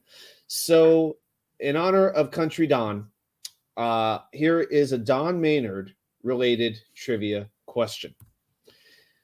In 1960 and 1962, Don Maynard became part of the first wide receiver tandem in pro football history where 2 receivers on the same team recorded over 1,000 yards in a season. Who was the other wide receiver that recorded 1,000 yards in those 2 seasons? All right. Do me a favor. Say that again. I may have lost it somewhere in there. All right. So in 1960 and 1962, Don Maynard was part of the first wide receiver tandem in pro football history where 2 receivers on the same team both accumulated 1,000 yards in the season. Who was the other wide receiver on his team that got 1,000 yards? Definitely Keyshawn Johnson. Wayne Krebet. I think it was his nephew, actually. So, Frankie, do you have an answer? No, that's way before my time. Well, all these trivia questions. I had to go Maynard. Just this week, I had to go Maynard. He had to go. I agree. I support your Maynard trivia. I promise next week I'll bring it more modern. I promise. Jeremy, you got an answer? I see an answer in the chat. I think it's gonna. Yeah, I saw an answer in the chat that looks like it sounds right. And I was waiting for like someone like Gitmo or Salty Nuts, honestly. But yeah, I saw actually Marthia Simon beat him to it. I thought I saw Thomas Cahill say it. So they're saying George Sawyer. I don't know if Sour. Sour. But I just want to be, before you tell him if that's right, I just want to correct Jeremy. That doesn't say Marthius. It says Matthias. Matthias. Okay. That's all right. You know, I'm here to help. Y2K, is Matthias, my old buddy from the Greenhouse days, Matt Simon, is he correct? He is not correct. 1189 Paris is right. George Sauer came along a few years later. Ooh, that's interesting. So my guess of Keyshawn Johnson's looking better by the minute. It's getting closer. Could be. So Don Maynard, I'm going to tell you, I don't even have an idea. Like, it's before my time too. I obviously know the names. I can think of Emerson Boozer. I can think of Matt Snell. I can think of Winston Hill. I can think of these names, but I'm not going to know this one. So chat, we gotta leave it to you. I'm looking at the chat, but I have not seen the name yet. Mess thinks it's my brother, Lee Cravat. He does. Yeah, he's convinced. That was funny. I saw that one. Could be. Anybody got it? Ancient Twisted Mind says it's ancient history. Pat Paris says it's Pete Lemons. Is that real? I think Frank he means Gifford. Pete Lamons. I think it's who he's referring to. It's Pete Lamons, but not quite. Not quite. I don't think this. As far as I know, he was not on the Super Bowl team. So. And they had 2,000-yard receivers in 1 year. Yeah. That doesn't sound right. I don't think this question is truthful. Y2K. That doesn't sound right it's at on all. The internet. It's got to be accurate, right? Okay. It's all right. a trick question. I'm going to look up the other guy right now. All right, because I have nothing if I don't have my integrity. So I'm going to look up this guy's stats. All right. Well, who's your name? Give us the name. We're ready for you just give you the name? Nobody knew it. Not even one person knew. Okay. Yep. This actually happened. I've got it on Pro Football Reference, 1960 and 1962. I'll tell you this much. Afterwards, he left it's the Titans after 1962 and went to the Oakland Raiders, and he had 3 more 1,000-yard seasons. This is not a flash in the pan guy here. Oh, we don't know this stuff. We're gonna have to bring it into the 80s and after from this point on. We will. Yeah, we will. I wanted to do one for Don Maynard though. It was, but all right. What do you got? All right, give us this guy because we're lost. The answer is Art Powell. Well, Peter Kidda had enough. I believe that Peter Kidda had enough. He's like, all right, this is Peter bullshit. said it. Yeah, I'm Peter, looking. Yeah. I'm Googling Peter it. Said it. So Peter did. He's the first one to say it. But Peter, let's call it what it is. Were the games even on television in those days? Or yeah. I mean, they were on. To see a game was you got to go to the stadium. They were on football, and the Titans had 38 people in the stands. It was amazing. I'm sure.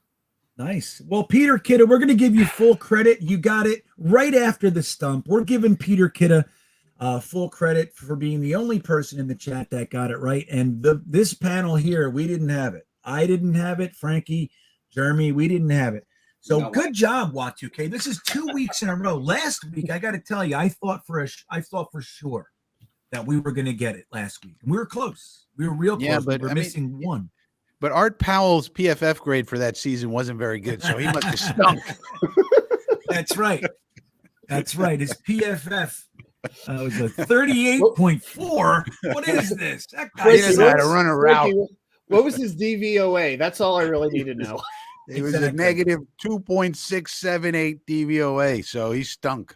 Is that weighted? Is that a weighted DVOA? So he had 1,200 yards. And don't forget, guys, they didn't play 16 or now even 17 games. We're looking at these guys breaking records this year, and they needed the 17th game to do it. I mean, it is what it is, but there is a difference. Like when Namath threw for 4,000 yards, that was in 14 games, man. So that was even more of an accomplishment back then than it is today. And don't forget, they were largely running leagues. I mean, that's the whole thing.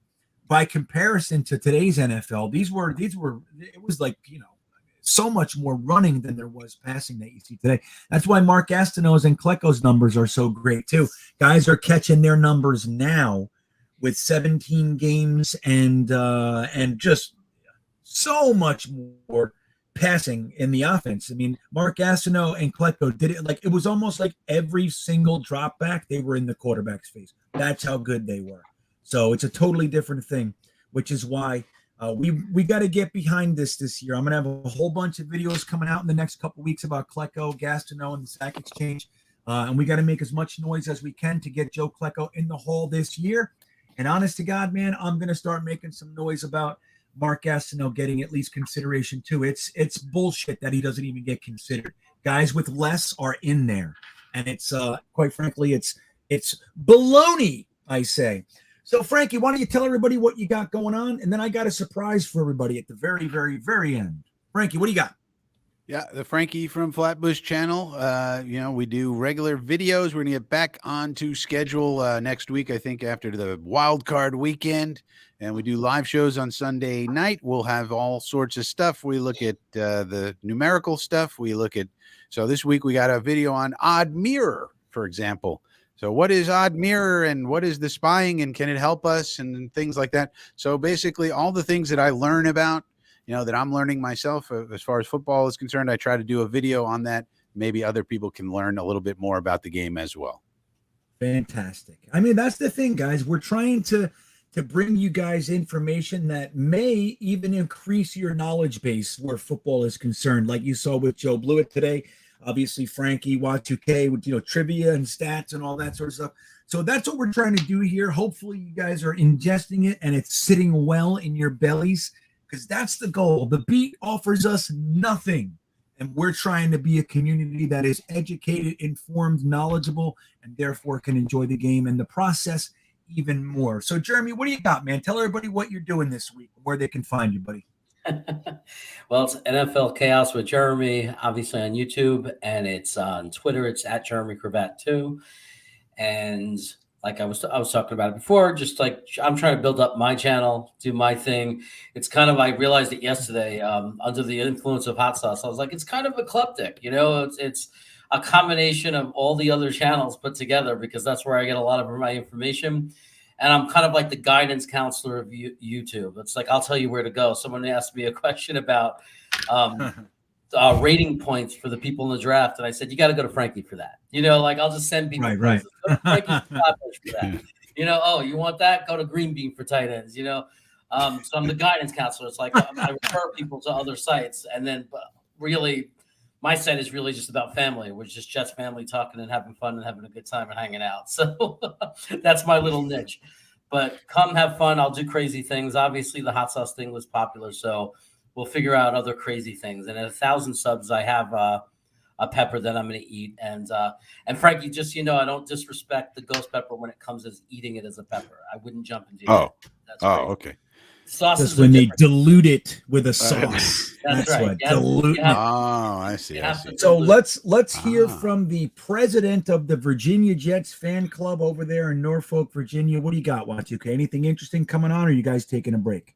No, well, we're talking about spicy, not this weekend, but the next weekend is our annual chili cook-off that we're going to be hosting. We're expecting about 12 to 14 chilies. It's going to be a house party. So, hey, if anybody in the chat has some good tips for making a good chili, I'm all ears, because I love cooking. But I'll tell you right now, the last 2 cook-offs I've participated in, my chili has sucked. I have no problem admitting it. So, like these guys are serious. Like they'll make the chili a week in advance, freeze it, then take it back out. You want my secret? The flavor. These guys are serious. You want my secret? I'll give you my secret. I used to crush chili years ago. I haven't made a good chili. I used a pepper called a maboja, which is from Africa. It has a very smoky, awesome taste. People would always go, what is that? And they would have these conversations and they would get it wrong 100% of the time. But they thought it was this. They thought I was using this. And it's maboja. And I get it ground and I put it in there. It depends on how much. But if you use that pepper, it has nice heat too, man. Not like Jeremy heat, but it has really a good heat, but not overpowering, and the flavors maboja. That's my chili secret, Y2K. I wish you well, forging ahead into the future of your chili making championship ways. That's what's going to happen, I assure you. So there you go, guys. Now, look, I wanted to let everybody know. I want to apologize. It seems that There are a lot of people that were going to my website, greenbeanjetsfan.com, on the store. They were ordering shirts, and for some reason on the final payment page, it would just never go through. So we figured that out today. My wife put literally 5 hours into this process, and it is fixed. So in response to that, we're going to give everybody 10% off. If you go there for 1 month, 10% off any piece of merchandise from the greenbeanjetsfan.com merch store. All you got to do is type in promo code Bean Sale. So do that, and that's my apology to everybody. 10% off greenbeanjetsfan.com merch store. Oh, it's 15%, my wife just said. 15%, even better. And it's Bean Sale. And let's close this by reminding you, DraftKings, my link is in the description of this video. You get 56-1 odds. You bet $5, it turns into 280 free bets. So, guys, all you do is click the link, type in promo code GreenBean, and you are off and running. And I thank DraftKings for sponsoring this episode of the Thursday Thick of It. Guys, you're the best. I love working with you guys, and I want to thank Joe Blewett and Jet X Factor for being here. And chat, the best chat in the world. I'm telling you, man, our chats are I go to other channels and shit, dude. Their chats are they're duds compared to you guys. It's no joke. It's robust. It's plump, and it's exciting in that chat. So I want to thank everybody. Have a great night, and we will see you next time. Yeah, here we come, baby. Here we come. Here come the Jets, man. I want to kiss you. Thanks, Joe. Yeah! You want to run or you want to duck down? You want to duck, just go over and get onto the bench and stay there. You play to win the game. My message for the fans, we're all frustrated with where we are right now.